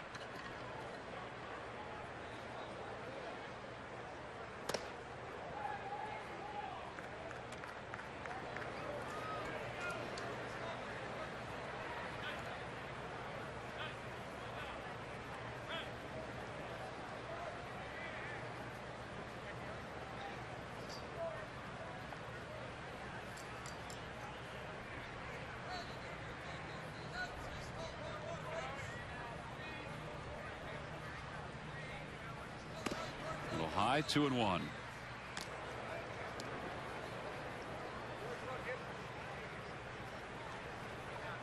Well, these are big situations. Don't want to give the Rays any more runs at all. Anytime during the season when you're playing catch up. I think it's also big for Durbin too. He showed his earned run average coming in. It was at 9. Which is not where he would like it to be at this point. So no. If he can work himself out of a jam here. You know, and guys that have track records, I don't know if they're so concerned about them, although I would think Chad Durbin, one of those guys that needs to pitch fairly well, but having him on the Phillies before, knowing what he throws and how he acts when runners are on, should have something to do with getting a little vote of confidence, you'd think. Good job by Quintero again. Yes, I do think that's a vote of confidence. I think that, you know, Chad is on this team, but I also know for his own psyche, he'd probably like to get some innings, you know, get that ERA down before spring comes to a close. Yeah, because what will happen is when you send some of the younger guys down, they'll say, well, I did better than this guy. Why am I going?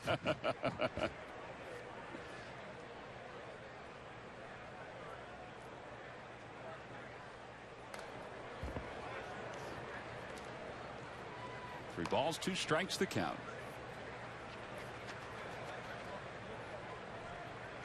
Boy, looking for a strikeout or a pop-up.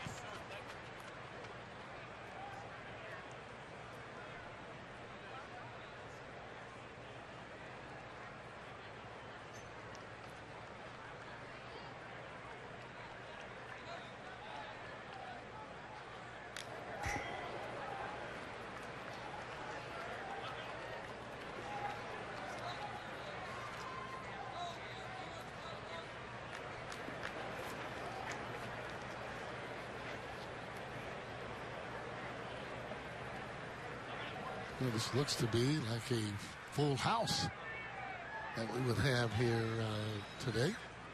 Yeah, when the guys were talking to Murph before throwing at the first pitch, they said 4,000. It's more like 8,000. Easy 8,000. If not more than that. Yep. Up and in, ball 4. And that'll load up the bases with one man down.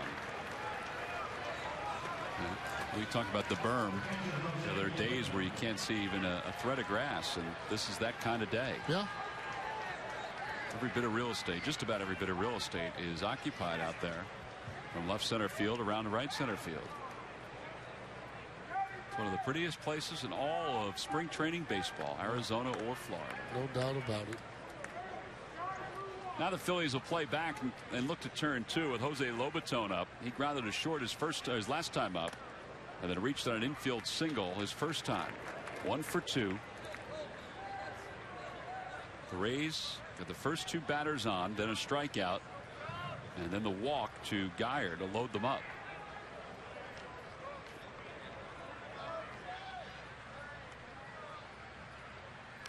0-2 the count.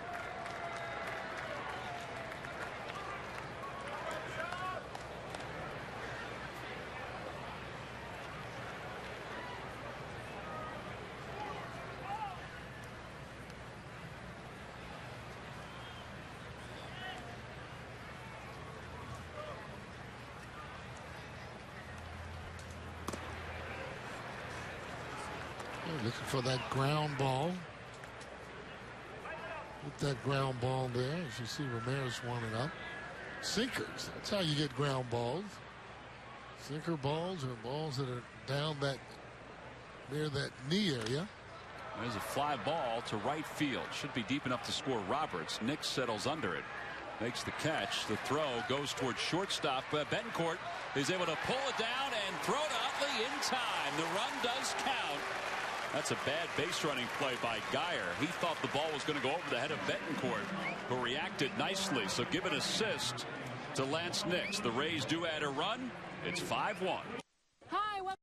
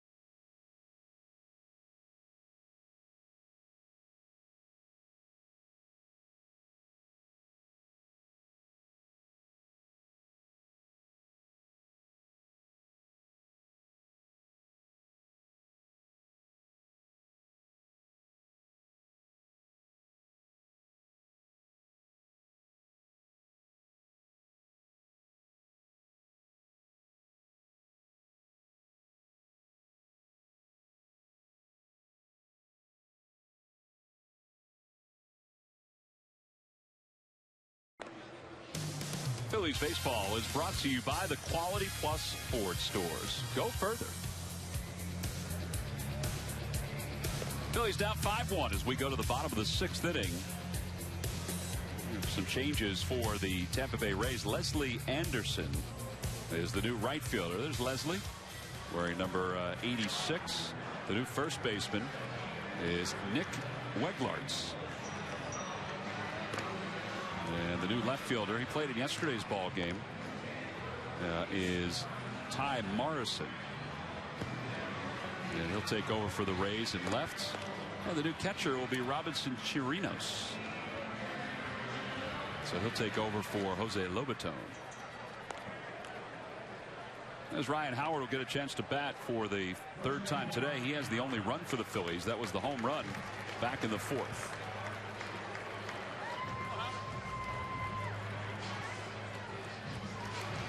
Hak-Chu Lee is the new shortstop for the Rays. Now he's going to shift over to the right side of the diamond.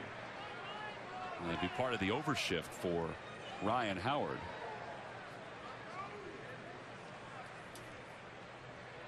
Howard 1 for 2. Oh boy, how about that? Up the third base line, and that's going to roll foul. Not trying to do that. What they want him to do basically is just almost hit that pitch where it is, not pulling off of it. He's strong enough, as we've seen, hit the ball out of the ballpark when he makes a solid contact.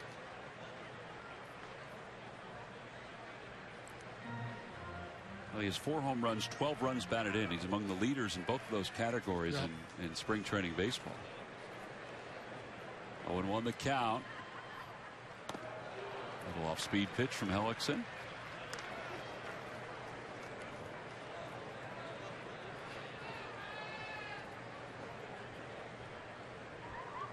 There's Antonio Bastardo warming in the bullpen. He's due for a good outing or two, isn't he? I think we've been saying that for a while now, but you're right, he is. I mean, just for confidence. We talked about that earlier today with LC and Larry Anderson. That, hey, you need confidence in order to pitch. Howard fights it off, a ground ball, knocked down at first. And 3-1 on the putout. So 1 away for Dominic Brown.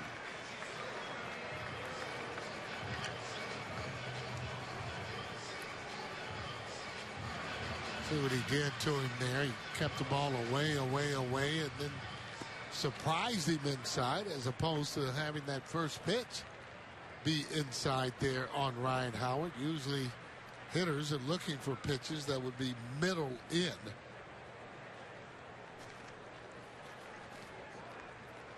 Dominic is 0 for 2 today. 1 ball, no strikes the count.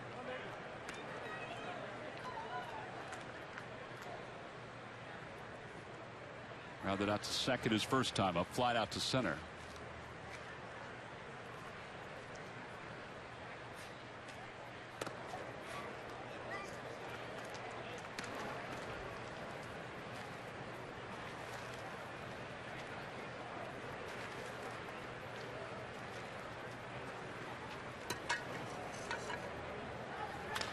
And a line drive toward right field that'll drop for a base hit. You always feel good, or at least I think you do, when you see Dominic continue to get hits. Yeah. You know, because you want this to be sustainable, what he's doing this spring. I agree with you. He's keeping the bat in the hitting zone for a long time and not really coming off of it like we've seen him in the past. And take a look at it as he comes off of that just a little bit. But again, see how level, though, his swing is. Not swinging wildly. And I think more so, this kid is just hitting with a lot of confidence. Lance Nix now the hitter. He's 0 for 2 today with Brown at first. So he's down 4, and it's 1 ball, no strikes to Nix. We said during the beginning of spring training that either Dominic Brown or Darren Ruff, hopefully both, we're going to have a spring like Dominic's having right now. Yeah, and again, for Darren Ruff, he still has a long way to go. Here, even in spring training, he can get hot.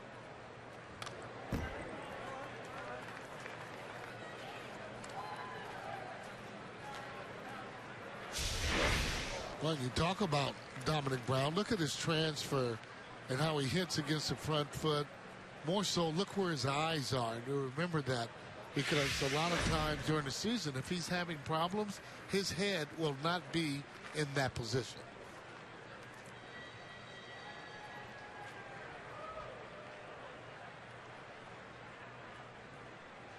Inside, now it's 2-1 to Lance Nix. I like this for a good running count for me, especially if you can get halfway, a good jump. Good fastball count for the hitter. If it's in the gap and you're running, should be able to score. Still got to play aggressively when you're down. I feel just can't wait back for somebody to hit it out and so on. Dominic does not go, and a breaking pitch, and it's 2-2. I think you're right, though, Sarge. I think when you're down, even when it's 5-1, I know you have to be careful. But I when you lose your aggressiveness, I think Charlie realizes this too, and thinks this way too. But when you lose your aggressiveness, you know, all of a sudden you're running out of innings. Yeah. Not only that, though, you're keeping the players involved with the game. A good way of being able to come back is when that runner's running and you're swinging at a particular pitch. Now, do you think Brown's going 3-2, 1 out? I think he's got to go. I mean, here for me. You know, and a lot of times you don't know how the guy's legs are feeling. I'm talking only on, you know, perspectives of the game. I mean, if I'm there, if I'm running a club, or if I'm on the field and playing, those situations that, you know, we have ran in to be able to get back in the game.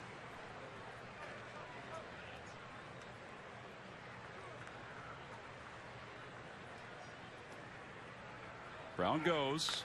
Pitch is lofted toward left center field. That'll drop for a base hit. Dominic stumbled going around second. The throw by Thompson is not in time. Nix read the throw and goes to second. Gotta give him some credit. However, though, I mean, when you're looking at that ball, he's reading that all the way. For me, one or two things. If he catches it, you're automatically out. Keep going to third base. I hesitated right there. If it's he might be at third base. I got to tell you, boy, that is being aggressive. There he is coming down. That ball's right in front of him. He's leaving from first base. Hesitated right there. To me, should have been going the whole time, but it worked out great. So I'm giving him good base running along with Lance Nix. Yeah, Nix really did a nice job reading the throw and getting up to second. Now second and third with 1 out, and Cody Ashe is up for the third time. He's 1 for 2. He doubled in the fourth. Swing and a miss. 0-1 the count.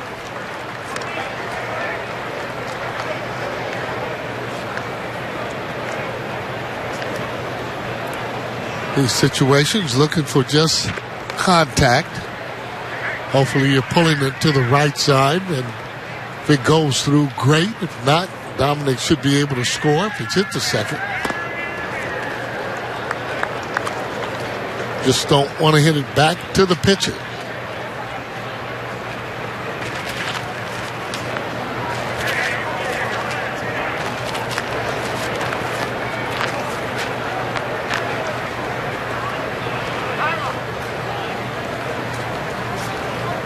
The Rays are giving them the run with the infield back. Yeah, these are situations during the course of the year you want to be able to pick up at least one RBI on this. Get a run closer.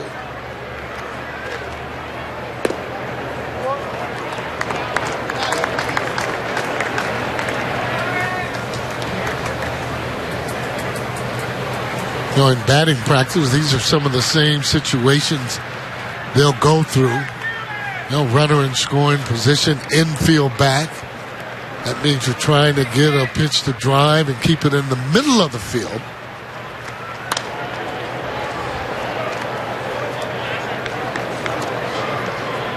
Then they'll do the same thing, infield in.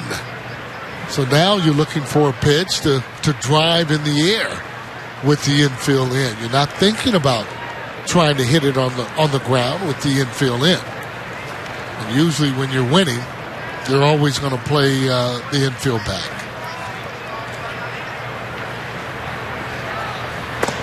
3-2 the count to Ashe. Second straight time he's run the count full 3-2. That kid has pretty good eye, and then he hits like he's not afraid.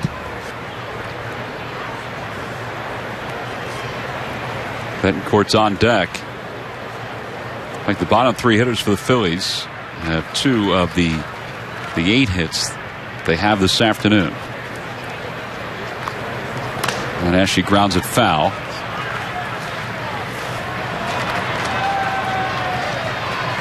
Ball took a wicked carom off the tarp. That would help, though, to have the glove in your hand.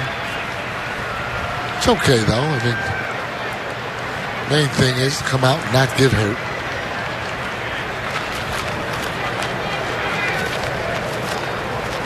The young lady made a nice play earlier on a fair ball. Glove was on the right hand.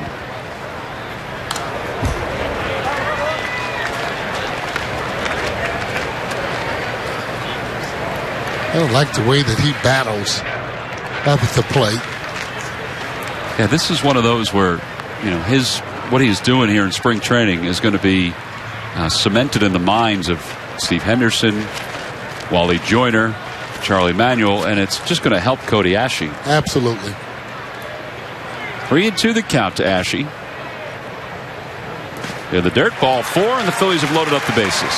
See, he tried to get him out on the strikeout on the same pitch that he threw the very first pitch when Ashley swung over the ball. Tell you what, Cody's going to be a good hitter, and you're right, though. When you're playing at AA, AAA, you know, when they get ready to bring players up, if you're swinging the bat good, they'll bring a player up like this because they've seen him. They know what he can do. Half of it is having good at-bats.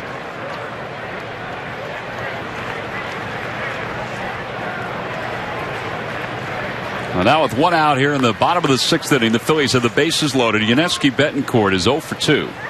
He's grounded out. He's also popped out.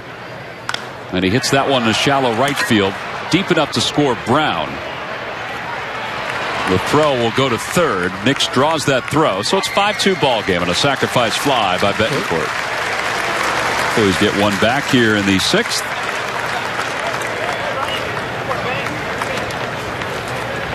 Again, we've said this time and time again.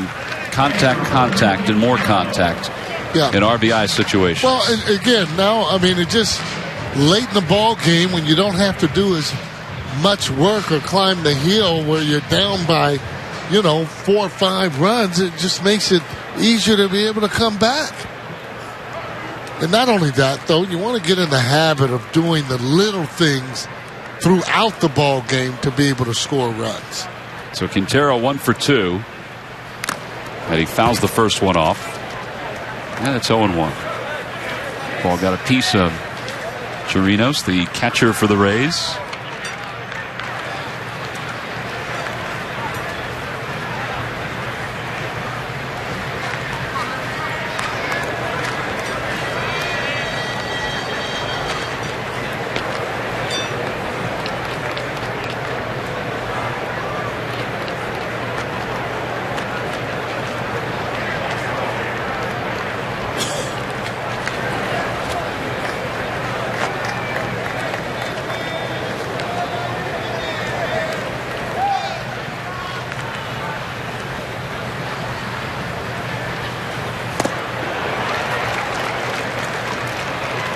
Does have a good sinker, boy.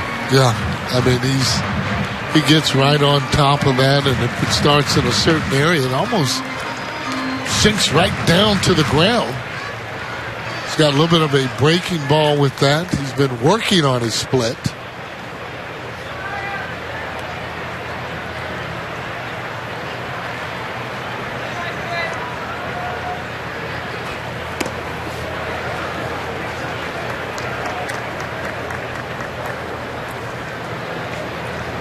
Nice to come out with a 2-out base hit.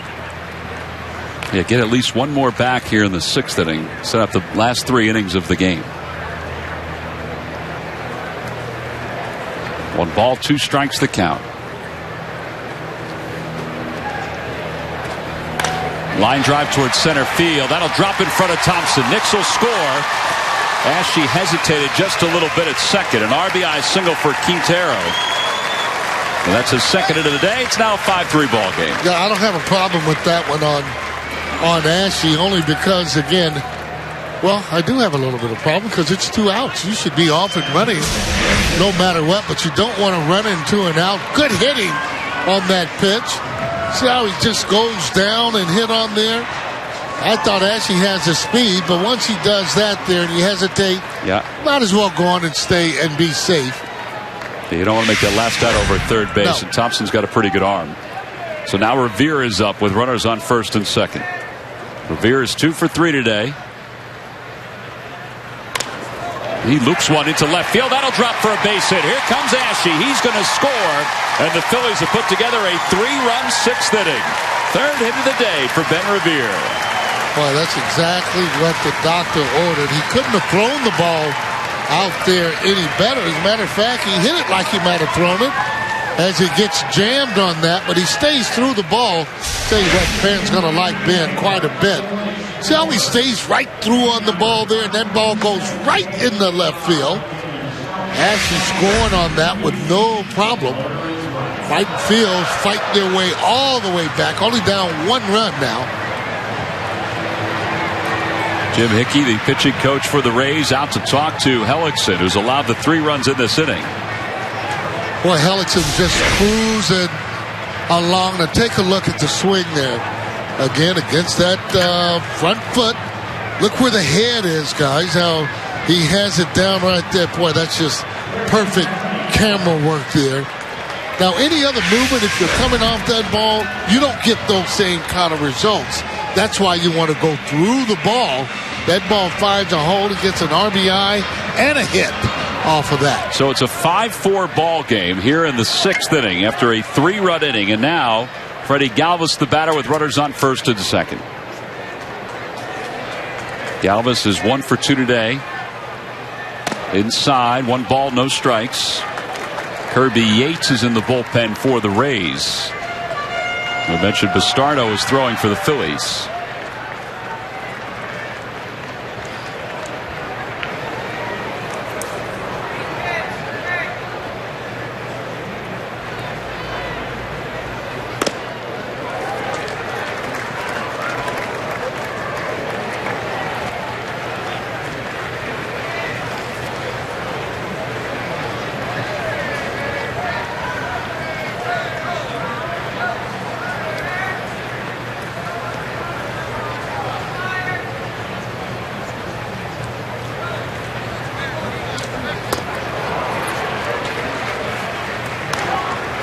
Pretty good changeup.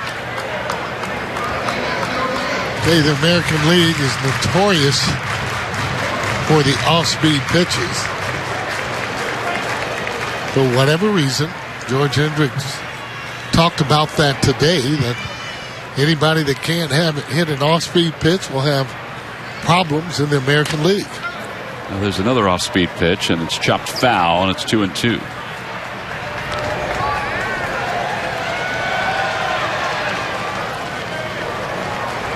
Hard. You're going to have to work on getting that glove on her hand.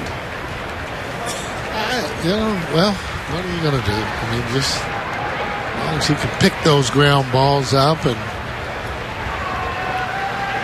don't break her fingernails or anything, she'll be fine out there.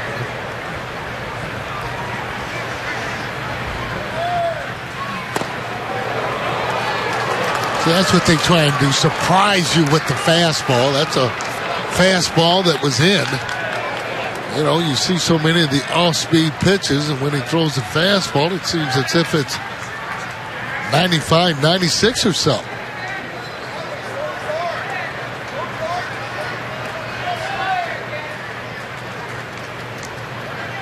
Runners will go. 3-2 the count.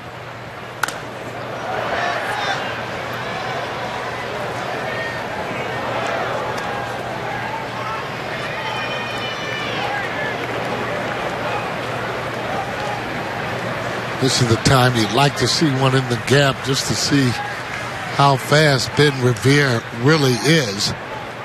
Gets that head start. Ball in the gap means he's going to probably come all the way home.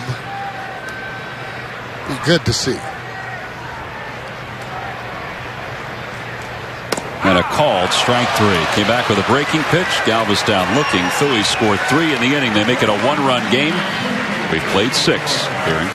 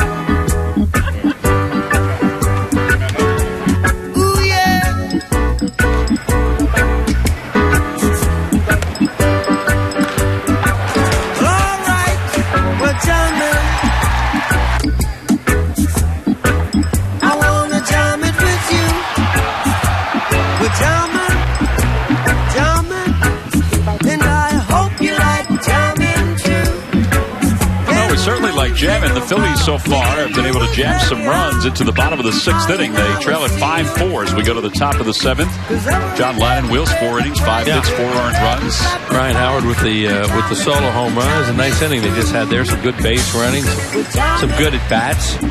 We've had balls caught in the field that should be and shouldn't be. Another entertaining day at Bright House Field. That's all you ask for, Wheels. A little entertainment from time to time. All you can ask for. Changes for the Phillies. Inciarte will take over in center field for the Phillies. And John Mayberry takes over for Ryan Howard over at first base. The new pitcher is left-hander Antonio Bastardo on for Chad Durbin, who allowed a run. 2 innings in 1 inning of work and 2 hits.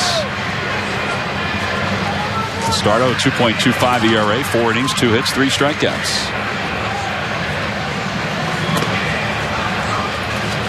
Phillies also got a scoreless inning today from Jonathan Papelbon. In fact, he pitched a 1-2-3 5th inning. Yeah, that was good to see for Pap to go out there and just breeze through an inning.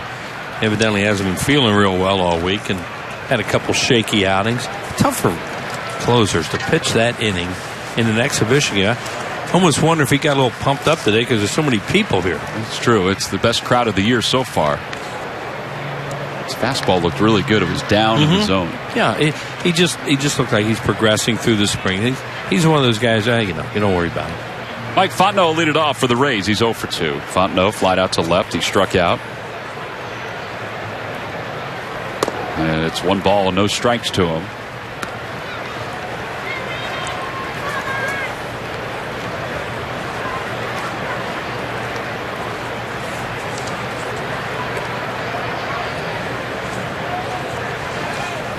Over to the right side. That's a base hit for Fontenot. First hit for him.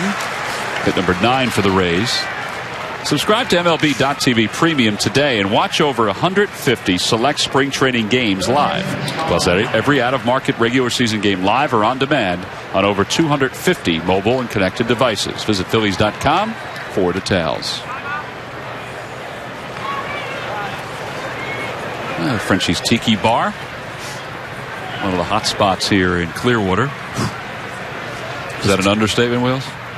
They're working overtime out there today. They are. Yeah, this is one of the best days, if not the best day of spring training so far, and it coincides with a huge crowd and just a fun afternoon. The Tiki Bar named after Frenchie's. Frenchie's is a very popular establishment. There are 4 of them down on Clearwater Beach, all in very close proximity of the other. As O'Malley bunts the first pitch foul, it's 0-1. There's actually another one now. There's 5, one further down on South Beach. Oh, I didn't know that. Yeah. Is there really? Yeah. All right, so 5. Yeah, but they're all close.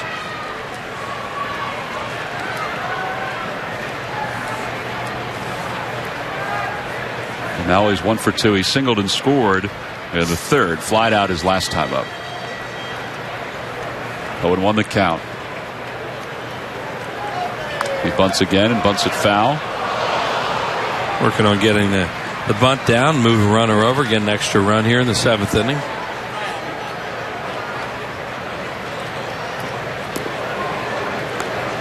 It's a game they don't play a lot in the American League, really. They probably play it more than anybody else, though. Probably do.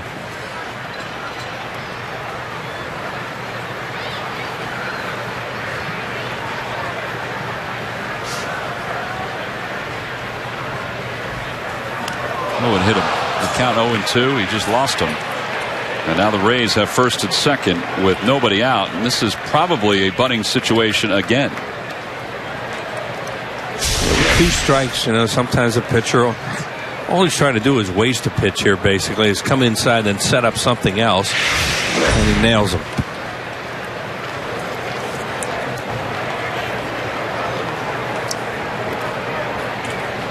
Freddie Galvis laid down the signs and let everybody know what the defensive alignment was going to be on the bunt attempt by Rich Thompson. Rich Thompson, we mentioned, former Phillies prospect. He was the Phillies in spring training a lot over the years, and finally got a chance to play in the big leagues with the Tampa Bay Rays. He'll be followed by Leslie Anderson. He's getting a lot of exhibition games. He bunts at it, and it's 0-1. That won't help him, because that was not a very good attempt, and he didn't give himself up. Just kind of took a little pop at it there at the last second. You know, when you're in a straight out sacrifice situation, you have to give yourself up. You're not bunting for a base hit here. There's no deception involved. Yeah, you're not trying to surprise them by dragging it or something. Right. I mean, they're playing for it. You think the only deception involved would be to take it off and let them whack away.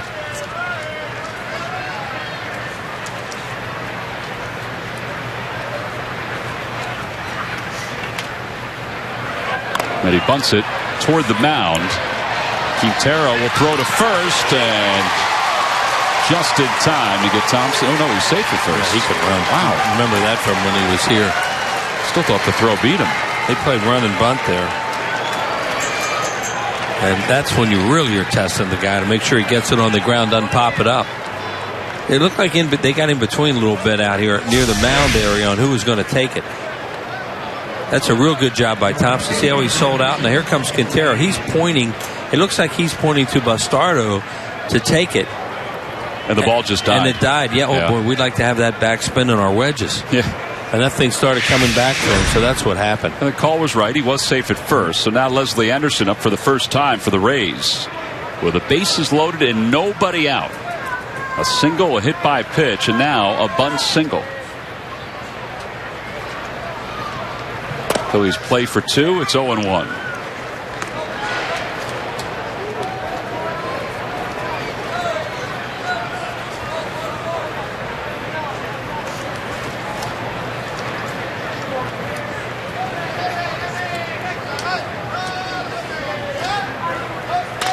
Over to first. Mayberry's got a chance to come home. There, the throw is high, and he's safe at the plate. He dropped down to make that throw, and it sailed on Quintero, who did get the body of Fontenot with his foot. I think Fontenot had already crossed the plate, though.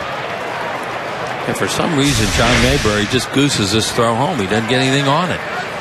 You know, he's an outfielder with a great arm, but see, he kind of aims it. And when you do that, the ball sails. Watch right here how he doesn't follow through with his throw. Just kind of aims it, and then the ball's going to have a tendency to tail and sail like it did. Safe at home plate, just a poor play. He don't throw a ball like that from the outfield. No, it was odd to see him drop down like that to make that throw. He was just aiming it. Bases remain loaded, and here comes Robinson Chirinos up for the first time. The Phillies will try the same thing again. That'll be a fielder's choice, I would think. Yeah, it's fielder's choice and RBI.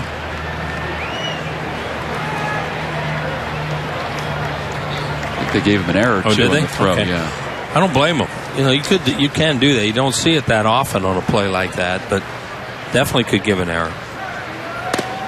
A little high, and it's 2 balls and no strikes. So top of the 7th now. The Rays lead is back up to 2. It's 6-4. And now 2-0 the count to Chirinos. Middle infielders look to turn 2. Corner infielders are up.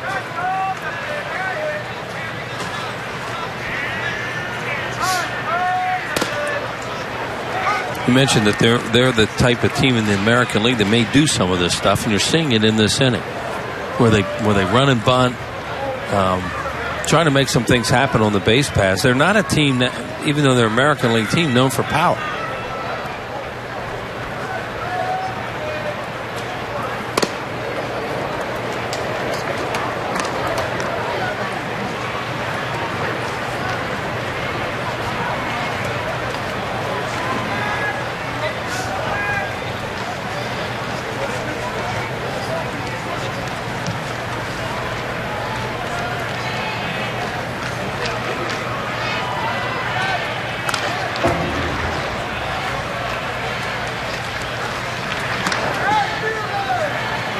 Alex Colomé is warming in the pen for the Rays. It would be 2 Colomés they've had. I was thinking it was the other one when I saw the name.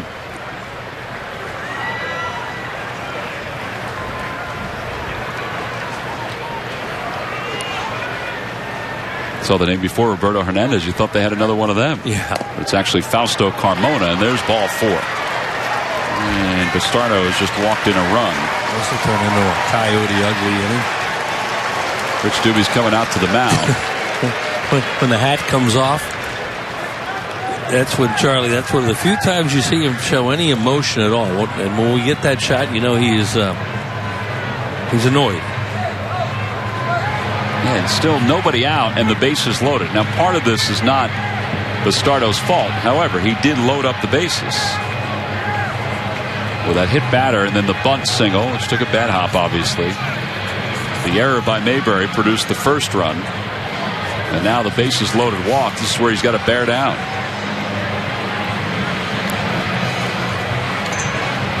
Phillies do have action in their pen. Looks like J.C. Ramirez is starting to throw again. And now Shelley Duncan with the bases loaded. Still playing for 2.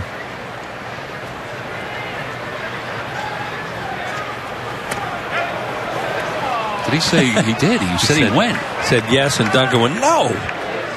You know, he's just shocked. He turns around. Okay, nice guy. But you can only see Cuzzy go yes, and he goes no. And he's right. He didn't swing at that. Not even close. No. But as we say, Wheels, he did. He swung. That's all that matters. The man that counts said he swung.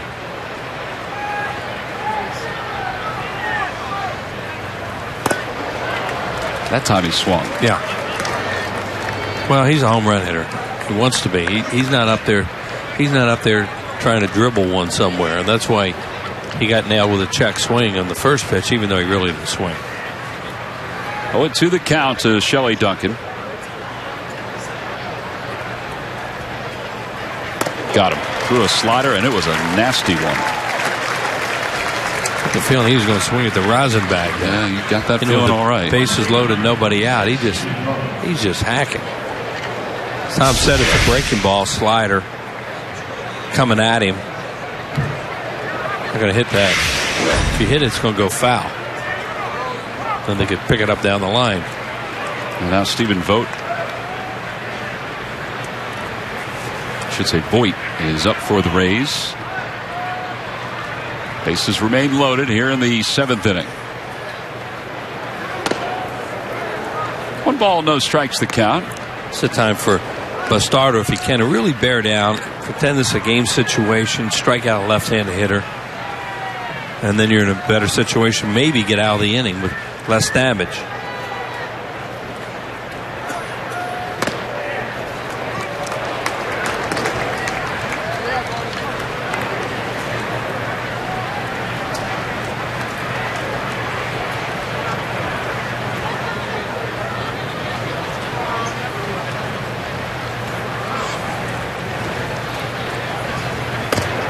Just outside, 2-1.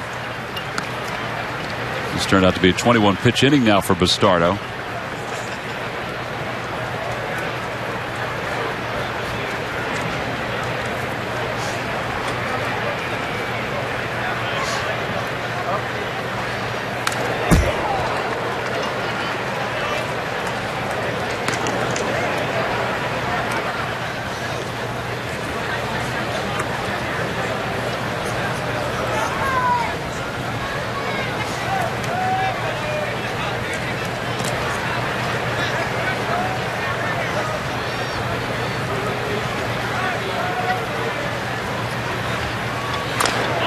That's a tapper toward first. It's a foul ball, and it remains 2-2.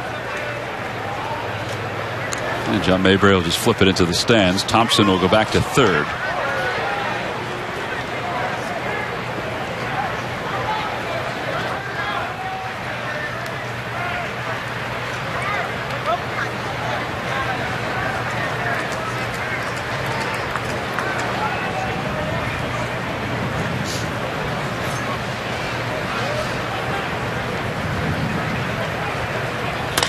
Fly ball left field. It's not deep. Brown comes charging in. Thompson tags from third. Dominic will make the throw, and it just trickles off the glove of Galvis. Thompson doesn't challenge it.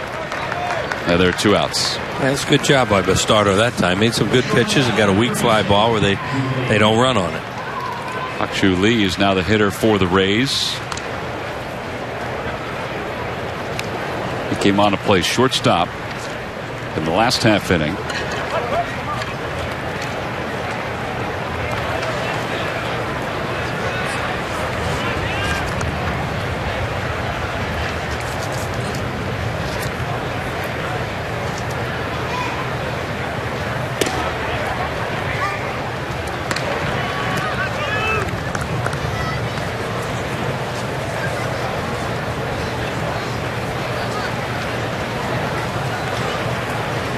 Pak-Chu Lee hit in 21 consecutive games last year for Montgomery.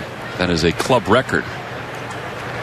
He reached base safely in 46 consecutive games last season. That's impressive. Broke the record set by Evan Longoria back in 2007. He is from South Korea. He is the number 4 prospect coming into the 2013 season.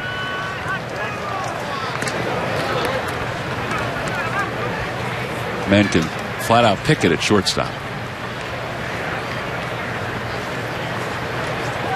Well, that helps if you're a shortstop. I think you have to be able to pick it if you're a shortstop. The alternative is not good. It won't last long. Swing and a miss. 2-2 the count. He had 261 last year. He had 4 home runs and 37 runs batted in. He also struck out 102 times in 116 games. So there are some holes still. He lofts that one over the head of Galvis. That's going to drop for a hit. 2 runs will score. And the Rays have opened this up again after the Phillies had climbed back. And that's going to be it for Bastardo. It's now a 9-4 ball game. Yeah, nice little at bat there where you're just trying to make some contact and hits that little, as they call it, duck snort. Ben Revere had one of these earlier. That was a fast ball running in on him. A good pitch. You give him a little bit of credit for putting that ball into play the way that he did. So Bastardo is going to be lifted from this ball game. J.C. Ramirez will come in trying to get the last out here in the 7th inning with the Phils down 9-4.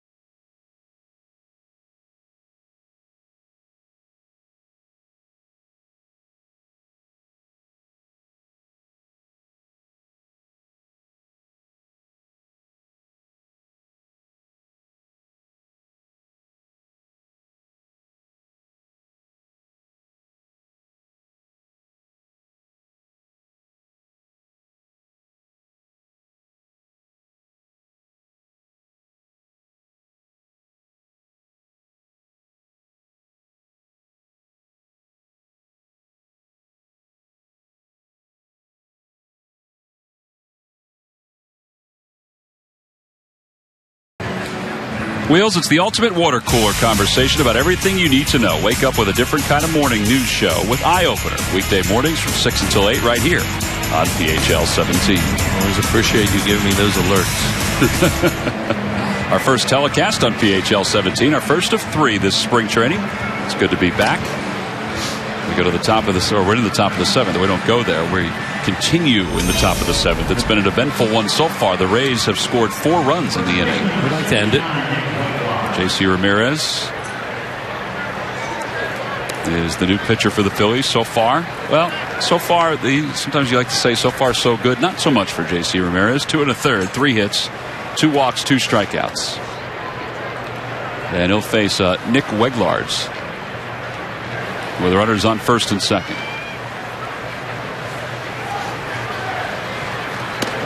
And the first pitch inside. It's 1-0.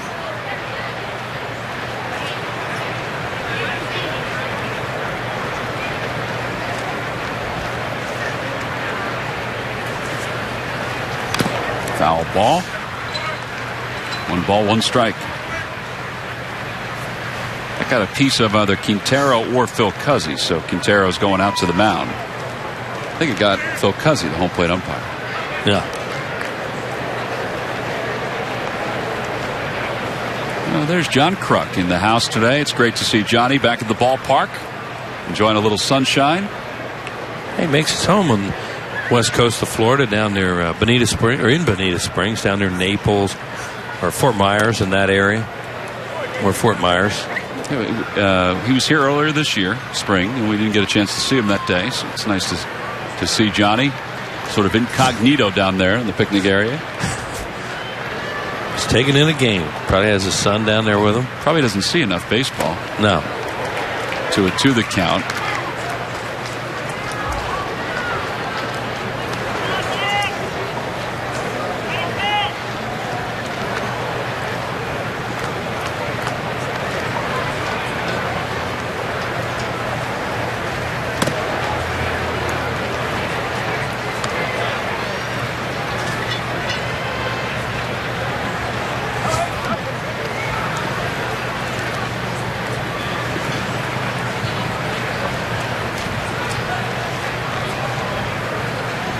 Runners go. Pitch is hit in the air to left field.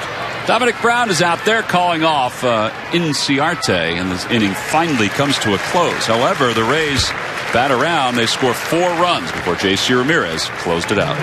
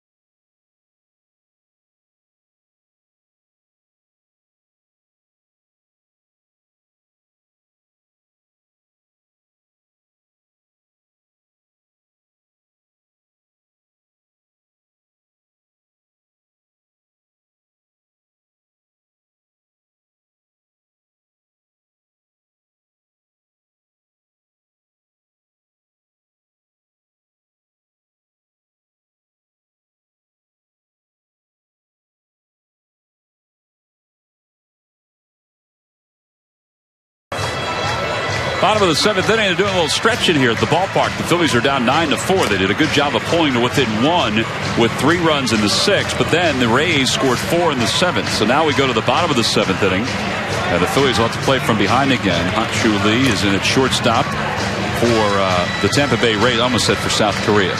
Yeah. He's not playing for South Korea. He's playing for the Tampa Bay Rays.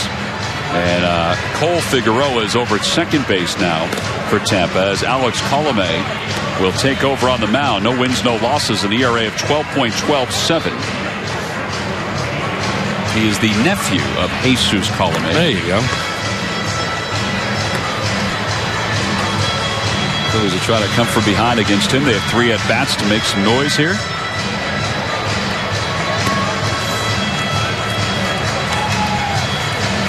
It'll be Chase Utley, John Mayberry, Dominic Brown. Those are the three due up for the Phillies here in the bottom of the seventh. So the Phillies have lost yesterday in a good ball game. Kyle Kenrick pitched very well for the Phillies in yesterday's game. Today, John Lannon started. He allowed 4 runs. Lannon pitched 4 innings, allowed 5 hits and 4 runs for Charlie Manuel's team. From a starter standpoint, they're just getting their innings in and kind of fine-tuning some things. What did you think of Lannon today, Wiz? I thought that was a John Lannon. We had seen not necessarily 4 runs, but he's very effective when he keeps the ball out of the strike zone. He likes to get hitters out early. He's never been a guy that wants to go out there and try and strike you out. And he wants hitters to hit the ball early, hit it on the ground, and get easy outs. And he did quite a bit of that. And then he started, I think, get in the middle of the plate a little bit, and he got hurt. And then he found it again. And he just looked like John Lannon. That's the kind of pitcher he is. So now Chase Utley. Utley is 0 for 3 today. 4 for 20 so far in the spring. And it's 0-1 the count to Chase. See the way the alignment is. They don't have a drastic overshift. However, they are playing him to pull. That includes Figueroa on the grass at second base.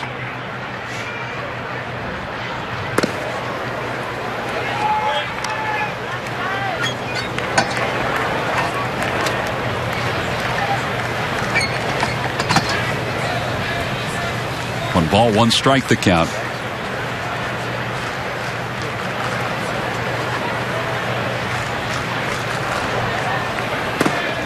1-2 the count.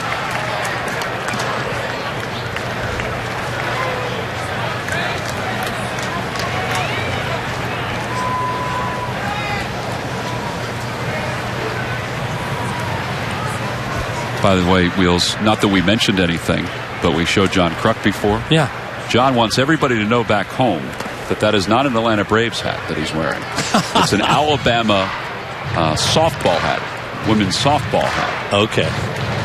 We did not mention anything about it, but I'm sure that folks saw it and saw the A and said, hey, wait a minute.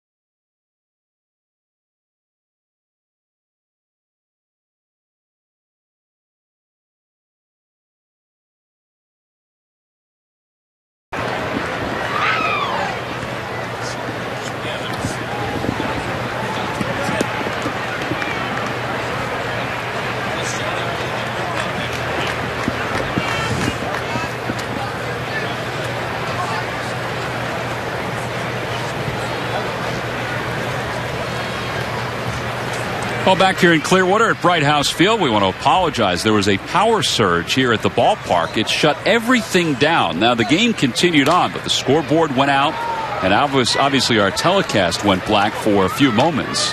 But it looks like we're back and ready to roll. There's nobody out here in the bottom of the 7th inning. Chase Utley singled to reach base. Well, actually, it may be an error. They actually have scored an error on the first baseman, so not a single for Chase. Ball was hit pretty hard, but it went off the first baseman's glove. And John Mayberry's the batter. The count is 1 ball and 2 strikes to John Mayberry. Phillies trail at 9-4 here in the bottom of the 7th inning, so you really haven't missed too much. Mayberry lofts it to shallow center. Utley halfway. Thompson's there, 1 away. So we won't show John Kruk's Alabama women's softball hat ever again, Wheels, because it put such a surge of adrenaline through the ballpark. Because he didn't want that hat on, huh? Sorry, Johnny. And now with 1 out, Dominic Brown will be the batter. That is great respect, though, that he has for Philadelphia fans, having been there for so long, and the way that they love him, too. So that no one would think that he would root for the Braves. I didn't think it was a Braves hat. I thought for a moment that it was either Alabama or for some reason Auburn popped into my head, probably just because of the A, but that's not the symbol for for Auburn University. And that's the Tide's A when the more you think about it. Yep. Dominic Brown lays off and takes a strike. It's 0-1. Dominic is 1 for 3, singled and scored in the 6th, flied out to center and grounded out to second.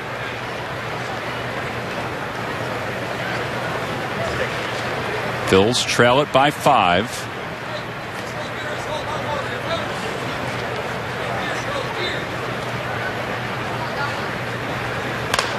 Chopper right side, and that's the second hit of the day for Dominic Brown. Utley on his way to third and then stops. Well, only Chase would know the arm of the reserve outfielder Leslie Anderson and realize that he may have been rung up if he had gone to third. I mean, a really good throw. Was low. Perfect throw to either cut off or let it go through.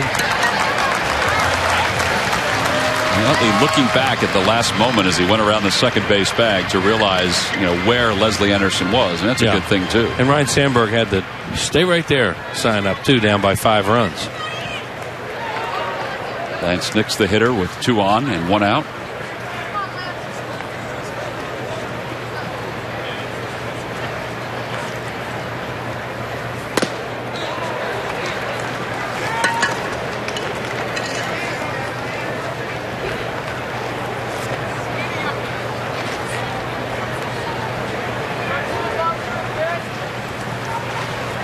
B.J. Rosenberg throwing in the bullpen. That's a good sign that B.J.'s out there throwing because he had some arm soreness the last few days. And Nix shoots one right through the middle of base hit. Utley around third, heading for home. Thompson's throw goes to the middle of the diamond. And it's now a 9-5 ball game. Good sign. Dominic Brown has 2 hits today. Lance Nix has 2 hits today.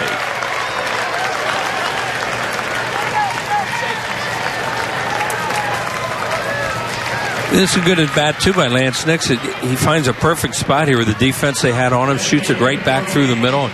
Chase Utley's going to score easily on that play because, well, Thompson did throw it home, which was kind of surprising when you're down by 5 runs. You normally wouldn't do that. But Ryan Sandberg, with the kind of runner that he has in Utley, feels safe in sending him.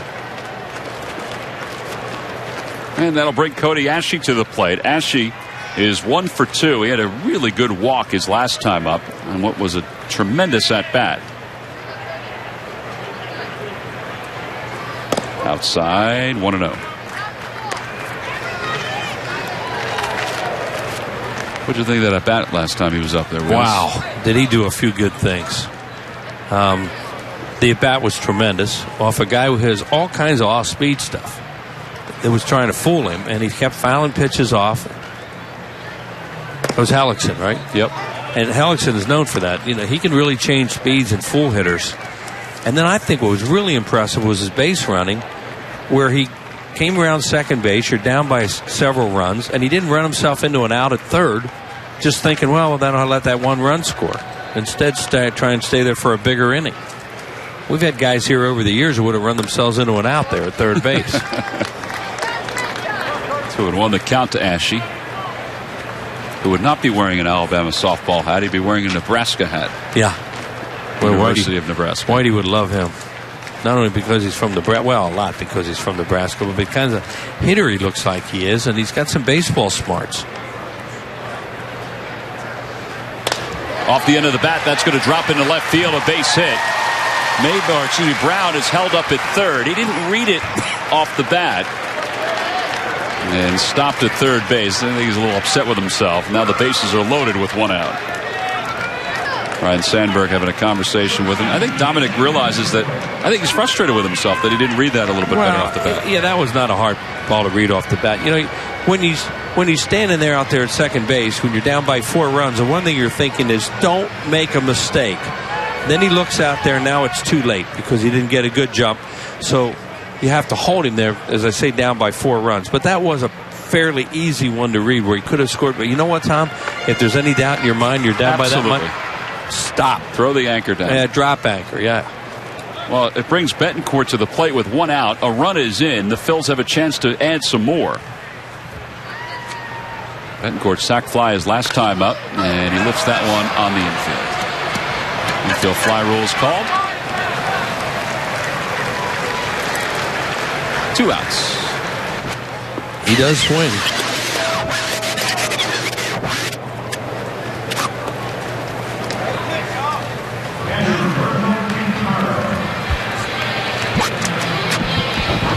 Quintero has 2 hits today with an RBI.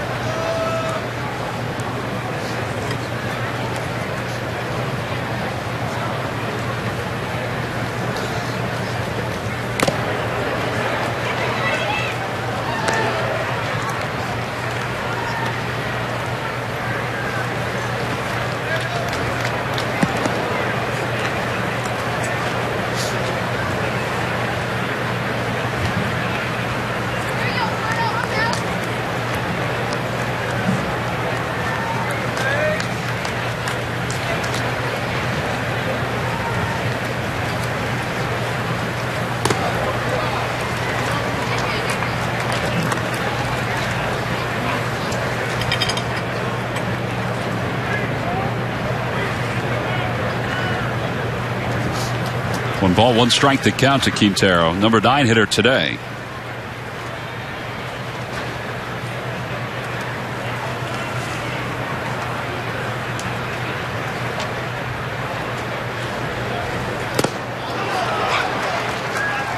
He's throwing a lot of pitches this inning, Colomé. Some have not been where he wants them to be, but when he is where he wants to be, that ball is moving. Looks like he has a good fastball.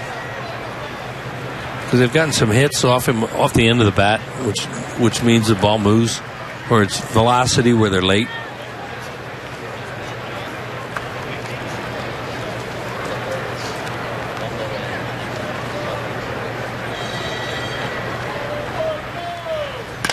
Shoots it the opposite way. That'll sneak in a right of base hit. 1 run scores. Here comes Nix. He's going to try to score. The throw to the plate on 1 hop. He scores. Up to second goes Quintero. And the Phillies are back within 2. And Humberto Quintero has a 3-hit day.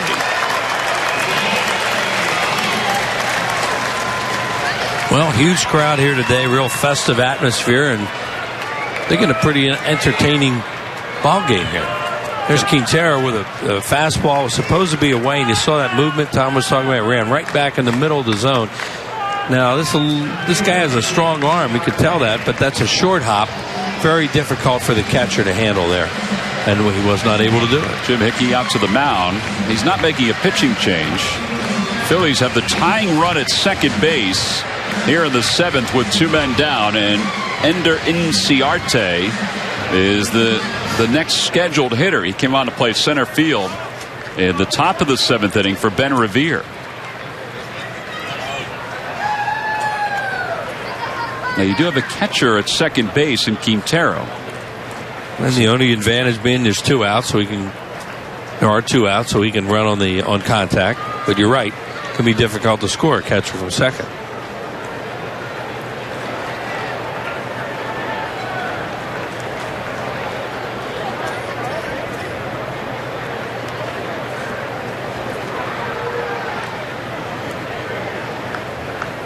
outside. 1 ball and no strikes. Wasn't that 10-minute bat around the other day? Not having a 10-minute bat around here in this inning. It's been like a half-hour third, seventh, hasn't it? A power surge. Well, think of what they did. It's 7 runs in the 7th inning. Yeah. And right, and a little loss of power. Wheels, time is on our side, though. Yeah. Foul ball, 1-1. It's a great day for the concessions.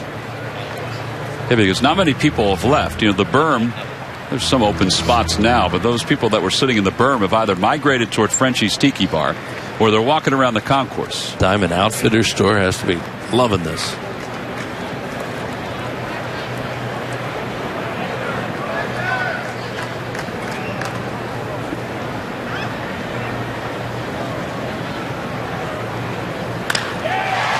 Drive towards center. Thompson is there, and that'll do it for the Phils. Bottom of the 7th inning. However, they do score 3 runs to make it a ball game again. As we go to the 8th, the Phils down 2.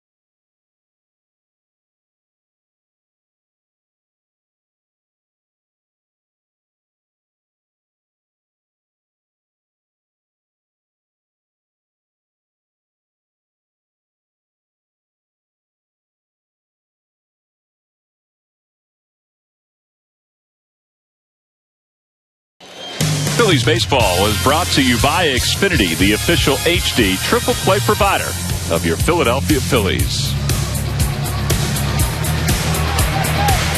Top of the 8th inning, it's a 9-7 game. 16 runs, 24 hits combined for the two teams. The 3 runs the Phillies scored unearned in the bottom of the 7th inning. Michael Martinez in for Chase Utley at second base. And the rather speedy Jermaine Mitchell is in left field.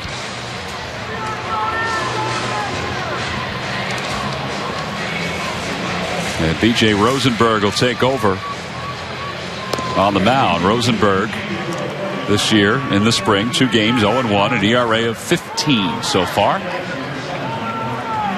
And we said he's been battling some arm soreness these last few days. It's a good sign that he's back in here without any issues at all. Chase Utley signing some autographs.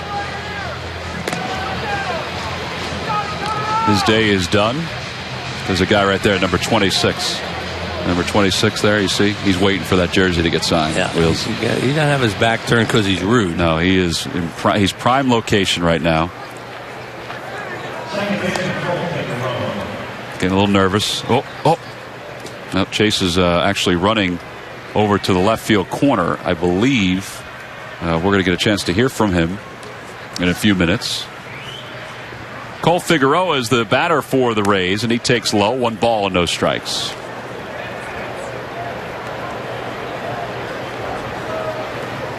Figueroa up for the first time today.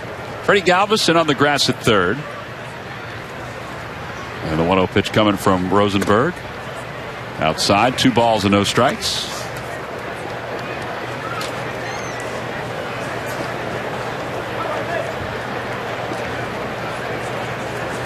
Eleven games for Cole Figueroa. Back towards second base. Michael Martinez is there. Rolled up his arm. He better be careful. And Figueroa is safe at first base. Let's check in with Greg Murphy. Murph. All right, thank you very much. Here with Chase Utley as day is finished today. And, I got to imagine, first of all, for you, I mean, you've answered the question 100 times, but just being able to play in these spring training games, it's got to feel pretty good for you. It's nice for a change. I've always enjoyed playing down here. The last couple of years, I was unable to do that. So this year, it's nice to get out there, get your feet wet a little bit, playing in front of some cool fans, and enjoy it. In years past, and maybe just last year, it seemed to be a little bit of a different feel. I think I asked Cliff Lee this just the other day. This year, in this clubhouse down here, what has the feel been like? Because it feels a little bit different. Well, I mean, everybody's positive. Last year didn't go the way we wanted it to go, but I think a lot of guys worked hard this offseason to try to get back on track. We have a good squad. We got to stay healthy, and we'll see what happens. You didn't take a whole lot of time off in the offseason. You kept moving. You kept working those knees, and now you're playing in the games. I would imagine the regular season can't come fast enough for you. Yeah. I could use a few more bats to get a little bit better timing down, but other than that, we're all excited. We still have 3 weeks to go, and we got a lot of work to do. All right, Chase, appreciate your time. Guys, back upstairs. All right, Murph, we appreciate that. It has been a different clubhouse, and I think what Chase said, Chase pointed to guys working a little harder in the offseason, but also the health of the guys, and that's a big deal. The fact that coming into spring, Ryan Howard is here and playing well, and Chase is here and playing well. Doc looks like he's settling back into what everybody knows he can be, and that is a big deal from a psyche standpoint. Sure it is, absolutely. This game is so hard to play, and to try and play it hurt is almost impossible. Thompson shows bunt, takes low. 1 ball and 1 strike. I was surprised he didn't show bunt on the first pitch. Yeah, his bunt last time up set up that 4-run 7th inning, which was a long time ago, but it was only an inning ago.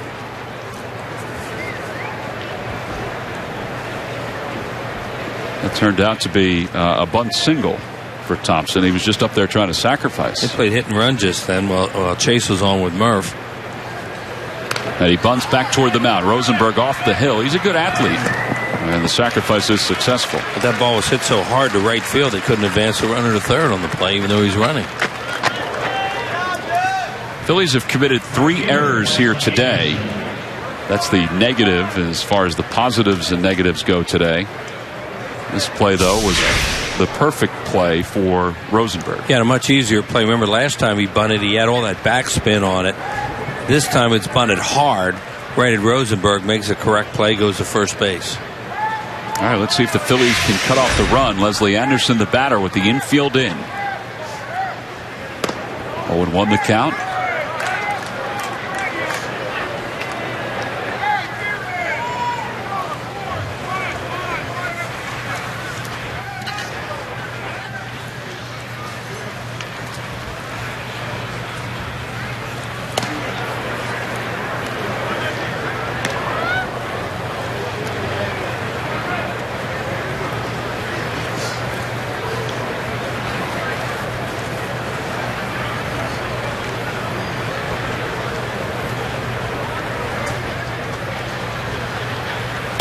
A little high. Now 2-1 the count. Leslie Anderson was the guy who bounced the ball to Mayberry over at first his last time up, and John sailed the throw to the plate. And that kind of opened up the 4-run inning for the Rays. Back toward the middle. That'll get into center field, a base hit. 2 runs will score. That ball hits the mound. That means the runner can go up to second. It's another error for the Phillies. It'll be their 4th of the game. And it's now 11-7 Tampa. Nice job by Anderson, just trying to put the ball in play back through the middle. And then there will be an error on that because of the throw that hits the mound. Here's a look at it. See, he's just not trying to do too much with the infield in, make contact. And now in Inciarte, he's trying to throw the ball to the cutoff man, who is the first baseman in that situation. Ball hits the mound. Not much you can do right there, but he needs to get that where Mayberry can handle it, but you certainly don't try to hit the mound and make it take a bunny rabbit hop. Nope.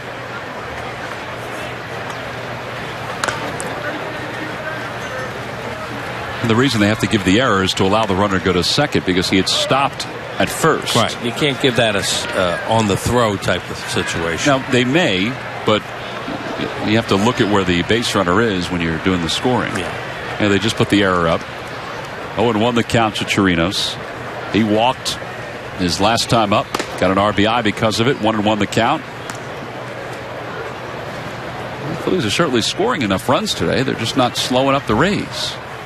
Well, they're not catching the ball again, too. It's one of those games where a lot of mistakes, and those things are really hurting them in this game.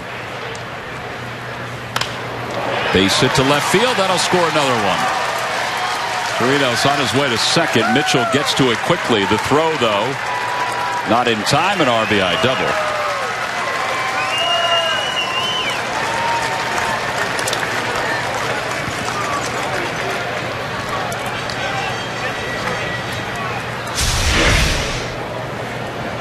The slider is a hanger, as you see right there, middle in part of the plate. You had a right-handed hitter that was bailing, but you throw it in that spot and you can hit it. Kyle Simon, who had a good outing his last time out, is in the bullpen for the Phillies with one out here in the 8th inning. Joey Duncan, the batter.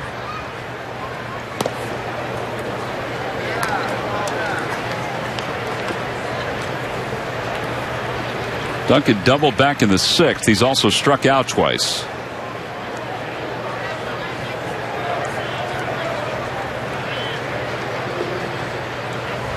The 27 hits in this game, one less than the Dominican team. Even they're combined. Yeah, good point. Dominican Republic, they kept on hitting too after they were done here. They won their first round game over Venezuela. 28 hits they had here the other day. Felipe Rivero in the bullpen.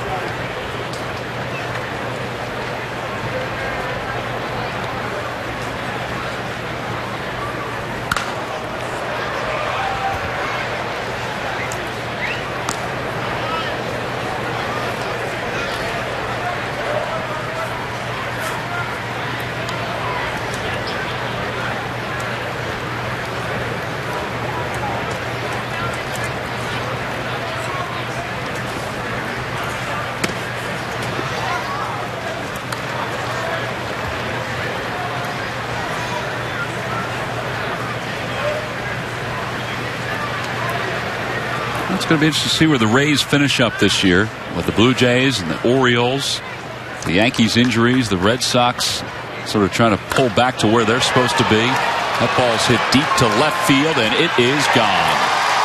Joey Duncan has 2 extra base hits today, and it is now a 13-7 ball game.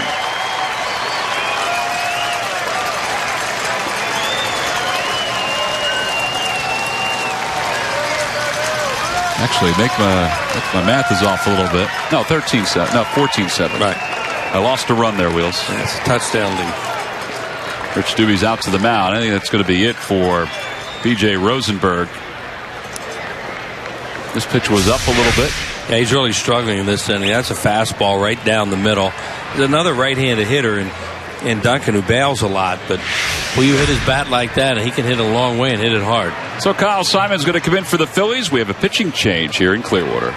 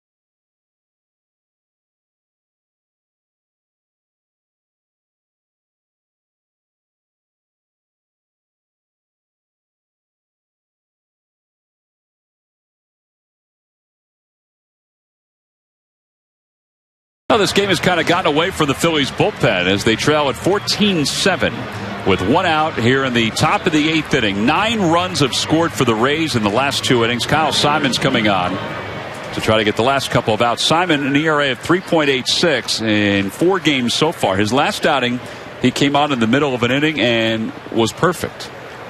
He's a tough guy to pick up if you're a hitter because he's a big guy. And he sort of comes 3/4 toward the plate and across his body. And with that delivery, you have to throw sinker. The ball almost has to move that way, and that's what he does. And you think right-handed hitters, now left-handed hitters you wonder because they get a real good look at him. But that funky delivery to a right-handed hitter that Tom mentioned is different. Simon, last year, Phillies acquired from the Baltimore Orioles. He just broke a bat as Voit will be retired. Yeah, that was a good sinker there. Last year, the Phillies acquired him in the Jim Thome trade from the Baltimore Orioles. When he was with the Orioles, he was 2-8. This was in single A. An ERA of 3.96, was a starter. Phillies acquired him and returned him to the bullpen where he had been for his, for a good part of his career. 1-0, 1.42 ERA, not in single A, but in double A. Well, he looks like he could be a real worm killer with that sinker. That's his pitch. I've seen enough of him to know about breaking ball, changeup. He's just throwing sinkers now. 0-2 the count.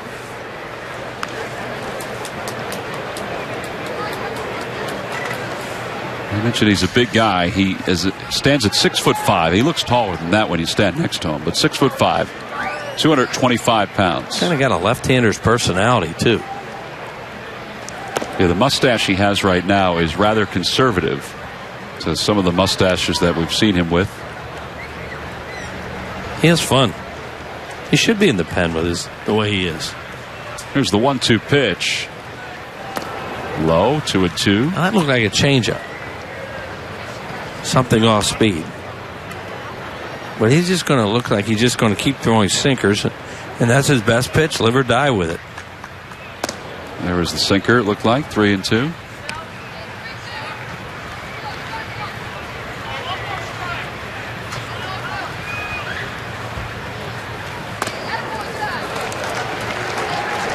He got the ground ball with the first batter, and then he just walked the second one. Now, for the second straight inning, the Rays have batted around. Today's attendance, it's a Bright House Field record. Boy, I was conservative. I said more than 8,000. There's over than 11,000 people here today. Yeah, I heard that during the middle innings that they thought they had the all-time record going here today. 11,022. Shoehorned them in here today. What a crowd. Now, they may break it at some point this spring. St. Patrick's Day is always a day that they could always fight for that record. Now it's 0-2. That would be a week from today. Week from today. Green shirts are coming the next couple of days. Wheels, we're all ready to go. Oh, yeah? Yep. New look? Yeah, kind of a new look. By the way, I don't want to shake anybody up, but it's a week from tomorrow. Tomorrow, yeah. Tomorrow's Sunday. Tomorrow's the 10th. Just set off tremors all over the Delaware Valley. Oh, no, it's next Sunday? I want to remind everybody, though, to make sure you spring forward today. Yes. Later on tonight, before you go to sleep, you lose an hour. 2-2 the count.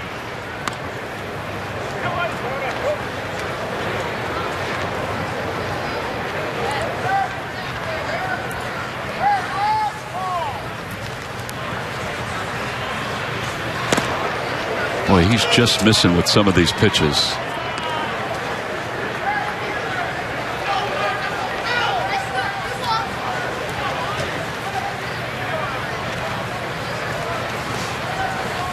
Runner goes, and ball 4. So now back-to-back walks for Simon.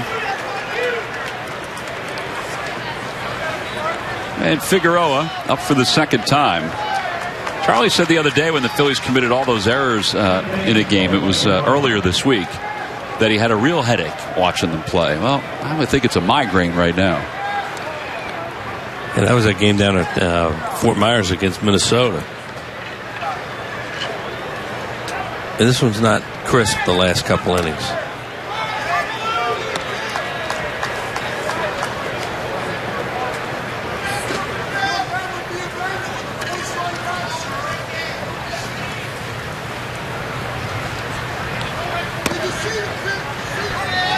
Oh, they got a strike, a non-strike.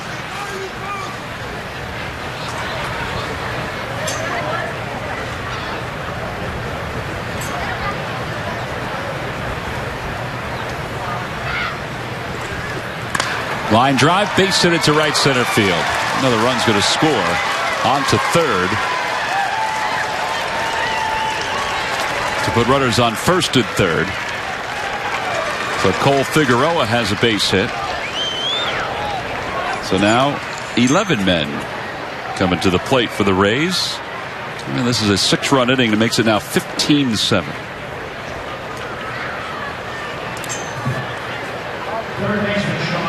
And Sean O'Malley, who scored 3 runs today, is up officially for the 5th time. I should say the 4th time. He's been hit by a pitch. He has singled twice.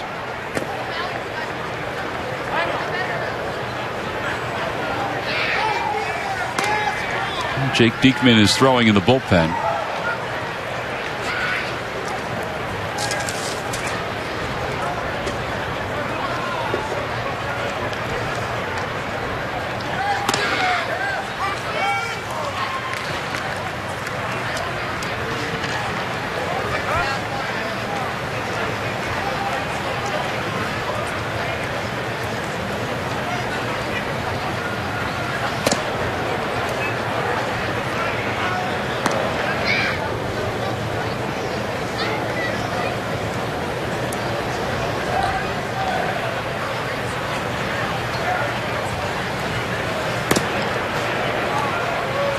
He was missing down the last couple of hitters. Now he's missing up. 3-1 the count.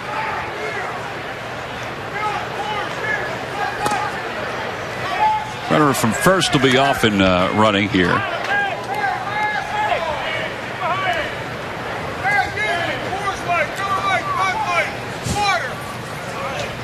I think John Mayberry is going to play behind the base runner. Rich Doobie was trying to get his attention to move him back there.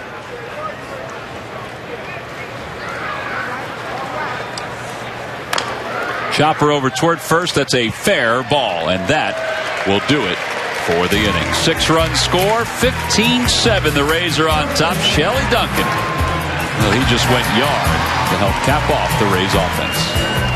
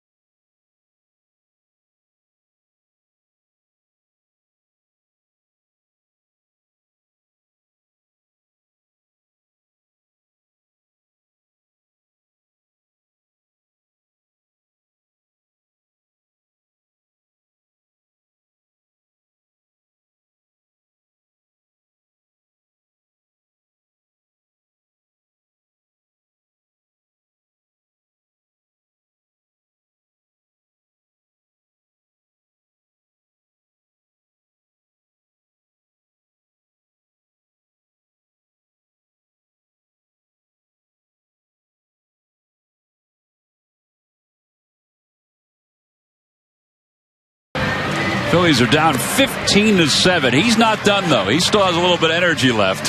Look at his dad just hanging on to him right now. It's a great place to be out there on the berm. Even if you're just crawling around, Wheels, it's a good place to be. Yeah. Not going to go too far. Well, no, he's not. Unless Dad lets go. If he lets go, he's going to fall forward. Oh, no, Dad's going. Yeah. I wouldn't think a kid that size would win a tug of war with a guy that size. Maybe letting him win, huh? Could be. Well, bottom of the 8th inning, Phillies trail at 15-7. It's a record crowd on hand today. And yes, there are a lot of Rays fans. You know, from time to time we see certain teams that come to Bright House Field that bring fans with them. The Tigers, the Yankees, of course. The Rays, because we're not too far from downtown Tampa or St. Pete, they have a lot of fans that come out to Bright House Field when the Phillies play the Tampa Bay Rays. Well, the Rays fans like this because they moved their spring training down to Port Charlotte, which is a pretty good hike down there. So they can just come over to Clearwater and watch a game. That gentleman is somewhat indecisive on what he's going to do. He's one of those that would say in the American League he likes the Rays, and the National League he likes the Phillies. Freddie Galvis the batter. Felipe Rivera is the new pitcher for the Rays.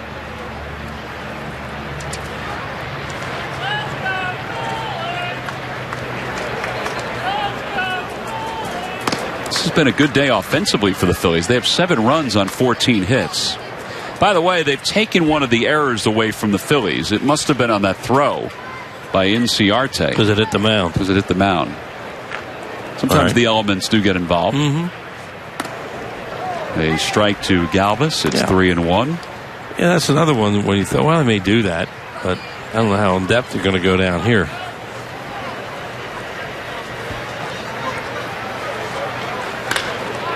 Ball's pulled to shortstop. Boy, he does have good hands.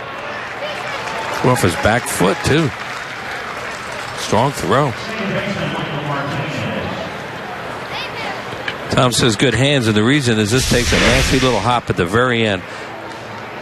And, you know, you keep your hands in that situation, you can bring them up. And that's what he did. Where infielders get caught is when they go down and they keep their hands too high and the ball goes through the wickets. Well, that's because it's tougher to get your hands down quicker. That's why infielders are taught keep your hands low. Michael Martinez is 2 for 12 this spring, up for the first time in today's game. Well, Rivera works pretty quick. He's 21 years old, from Venezuela. Last year in Single A, he was 8-8 with an ERA of 3.41. His first real extended time in the States playing. Fly ball, shallow right field. 2 gone here in the 8th inning. And John Mayberry comes up.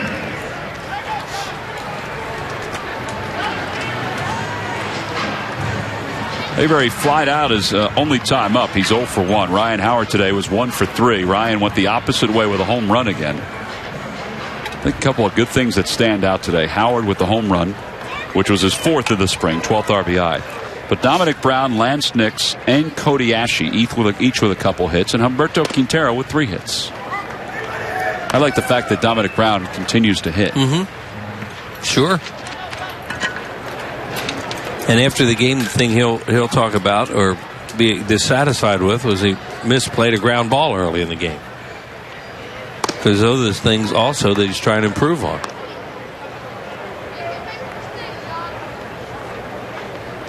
That misplay was early on when the Rays scored the 4 runs in the 3rd. 1-1 pitch to Mayberry. 1-2 the count.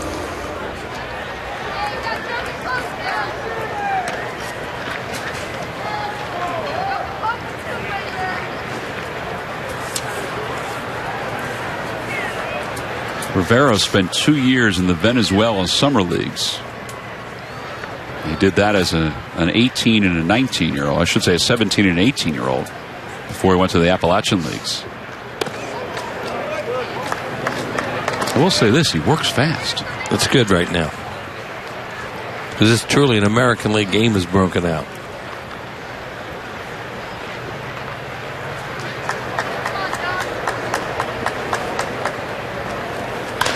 Back toward the mound, over the head.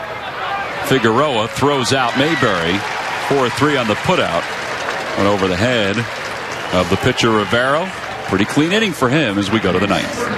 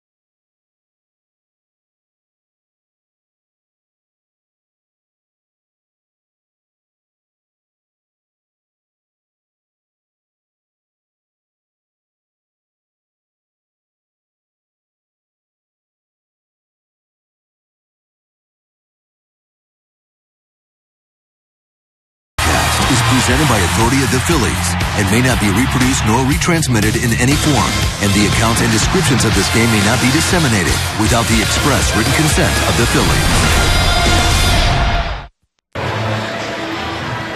Top of the ninth inning, the Rays on top 15-7 over the Phillies. Next game for the Phils will be Tuesday on the Comcast Network. They'll be here in Clearwater against the Detroit Tigers. 1 o'clock. Looking forward to that. Phils back in action tomorrow. Phillies will be up in Kissimmee to take on the Astros. And then it's a camp off day on Monday before that game Tuesday. Here in Clearwater, Jake Diekman is the new pitcher for the Phillies. Diekman comes on here in the ninth inning. He'll face the top of the Rays order. No other changes for the Phillies besides the pitching change. Diekman, 4 games, no wins, no losses, a 3.6 ERA. He does have 9 strikeouts in 5 innings so far. Lefties are hitting .500 against him.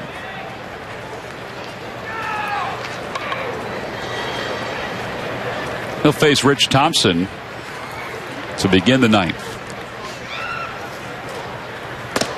Seems like Thompson's been in the entire game. Well, he's been heavily involved in those 2 long innings. Yeah, he had the bunt in the 7th and the sacrifice bunt in the 8th. Rays threw up 10 in the 7th and 8th combined. Good breaking ball, 0-2 the count.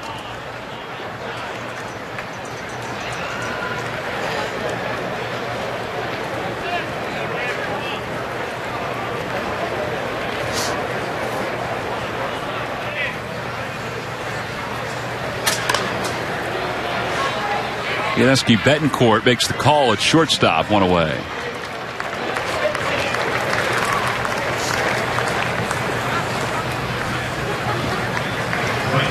And now Leslie Anderson will be the batter. Anderson also has been involved. He has 2 runs scored and 2 RBIs in his last 2 at-bats.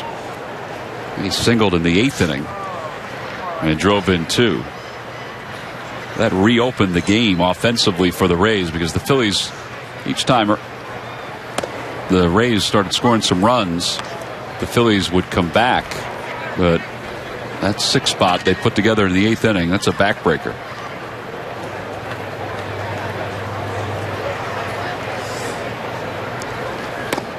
Oh, 0-2 the count.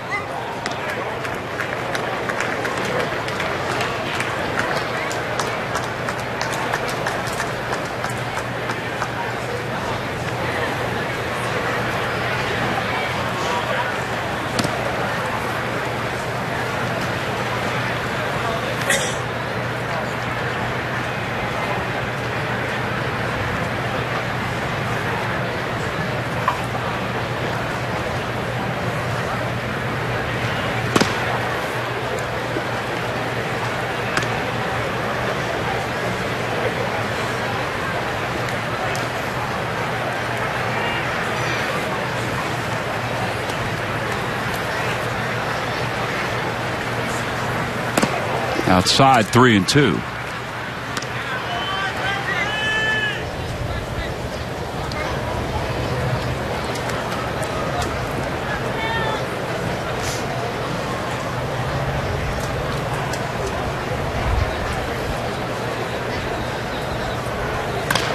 To the right side, Michael Martinez ranges to the glove side to throw him out.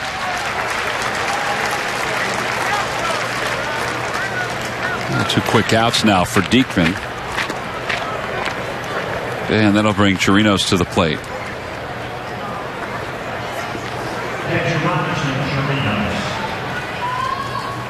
He has 2 RBIs today. 1 for 1 with a double and a run scored.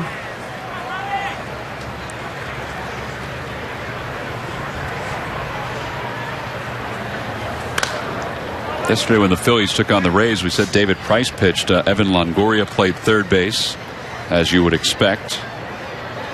Longoria is basically the foundation for the Rays and has been. And I think a lot of fans hope that David Price will continue to be the foundation of the Rays.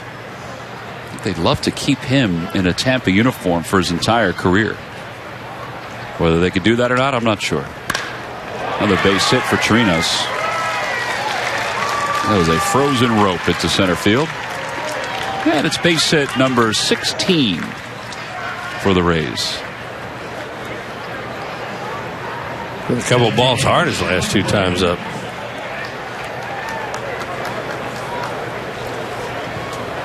Well, Kirby Yates, he was throwing before, so he's up now for Tampa, and it looks like he'll pitch the bottom of the 9th inning.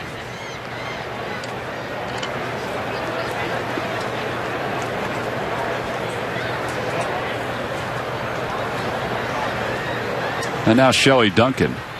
And Duncan takes a strike. It's 0-1.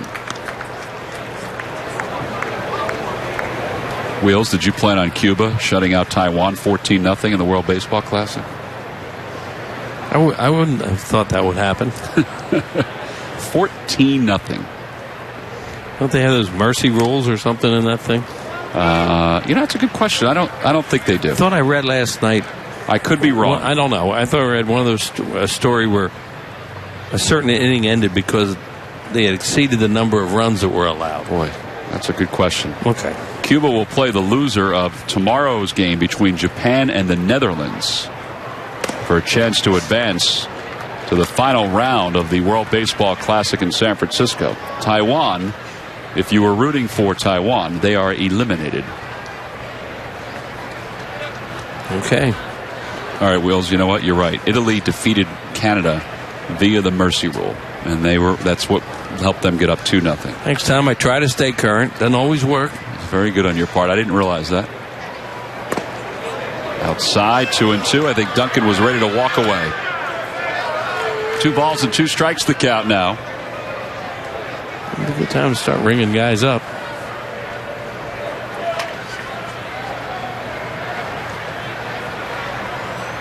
Game between Italy and Canada was called because of the tournament's mercy rule after Italy scored 5 times in the 8th to make it a 10-run game. I wonder if that's just the first round.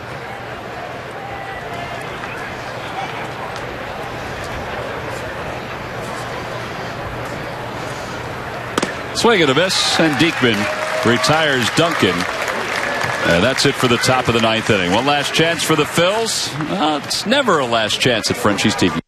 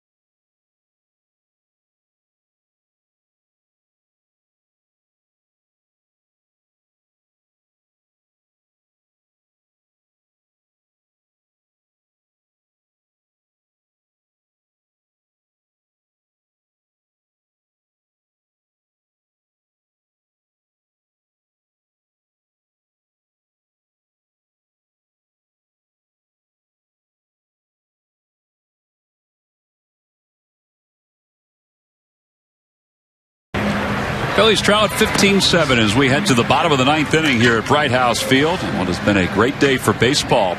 We've had a long one here today. A lot of offense. 15 runs on 16 hits for the Rays. 7 runs on 14 hits for the Phillies. And now Kirby Yates is on for Tampa. Yates, a 25-year-old, originally drafted by the Boston Red Sox. Last year he saved 16 games in Double-A. Was 4-2 with an ERA of 2.65.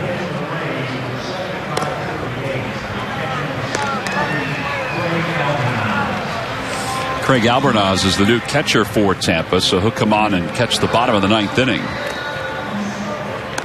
So a new battery for Tampa. Phillies today with 14 hits to go along with the 7 runs. They have committed 3 errors. A game in which John Lannon started, went the first 4.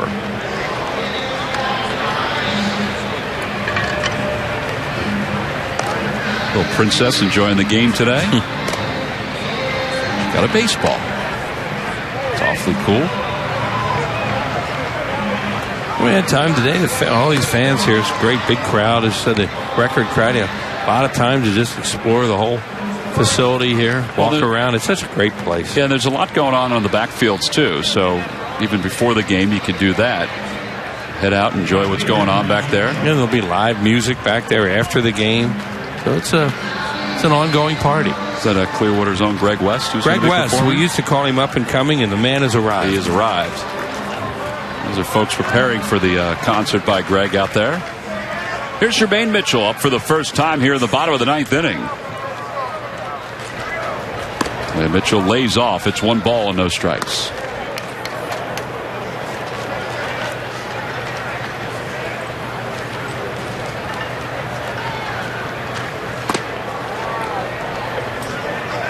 This is not Kirby Yates' first game in the spring training. He's thrown 2 innings. He's allowed 1 hit so far. He has 2 strikeouts. High fastball. That was ball 3. It's 2-1.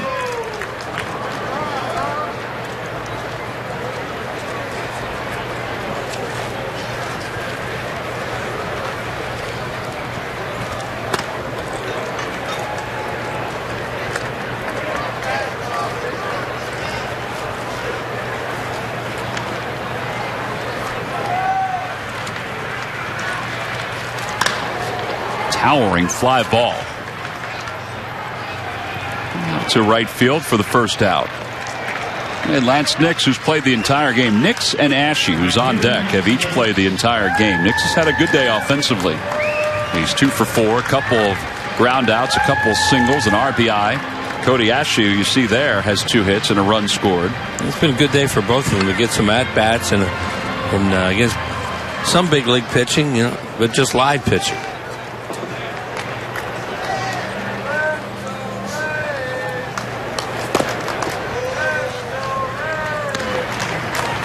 Nix will help this team if he can stay healthy. Absolutely. He can do some things. He can play some different positions, hit right-handed pitching, really hit fastballs.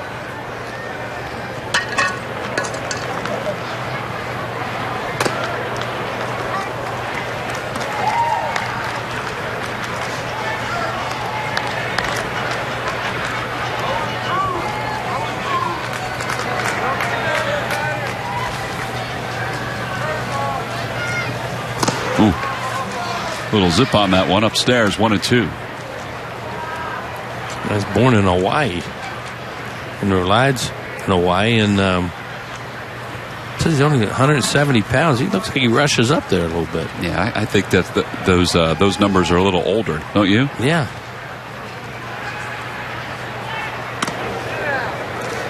He has a live arm.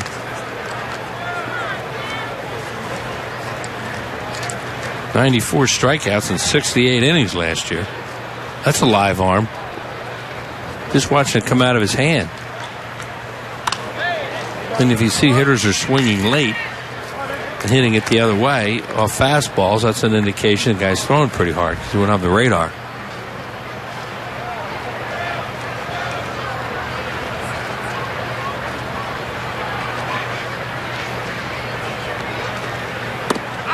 And Nix is down looking on strikes. It's been a floating zone today for Phil Cuzzy.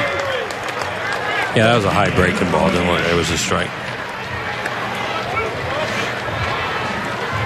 Well, there's the line score for today. For the first 3 innings went very quickly. And then it kind of stalled after that.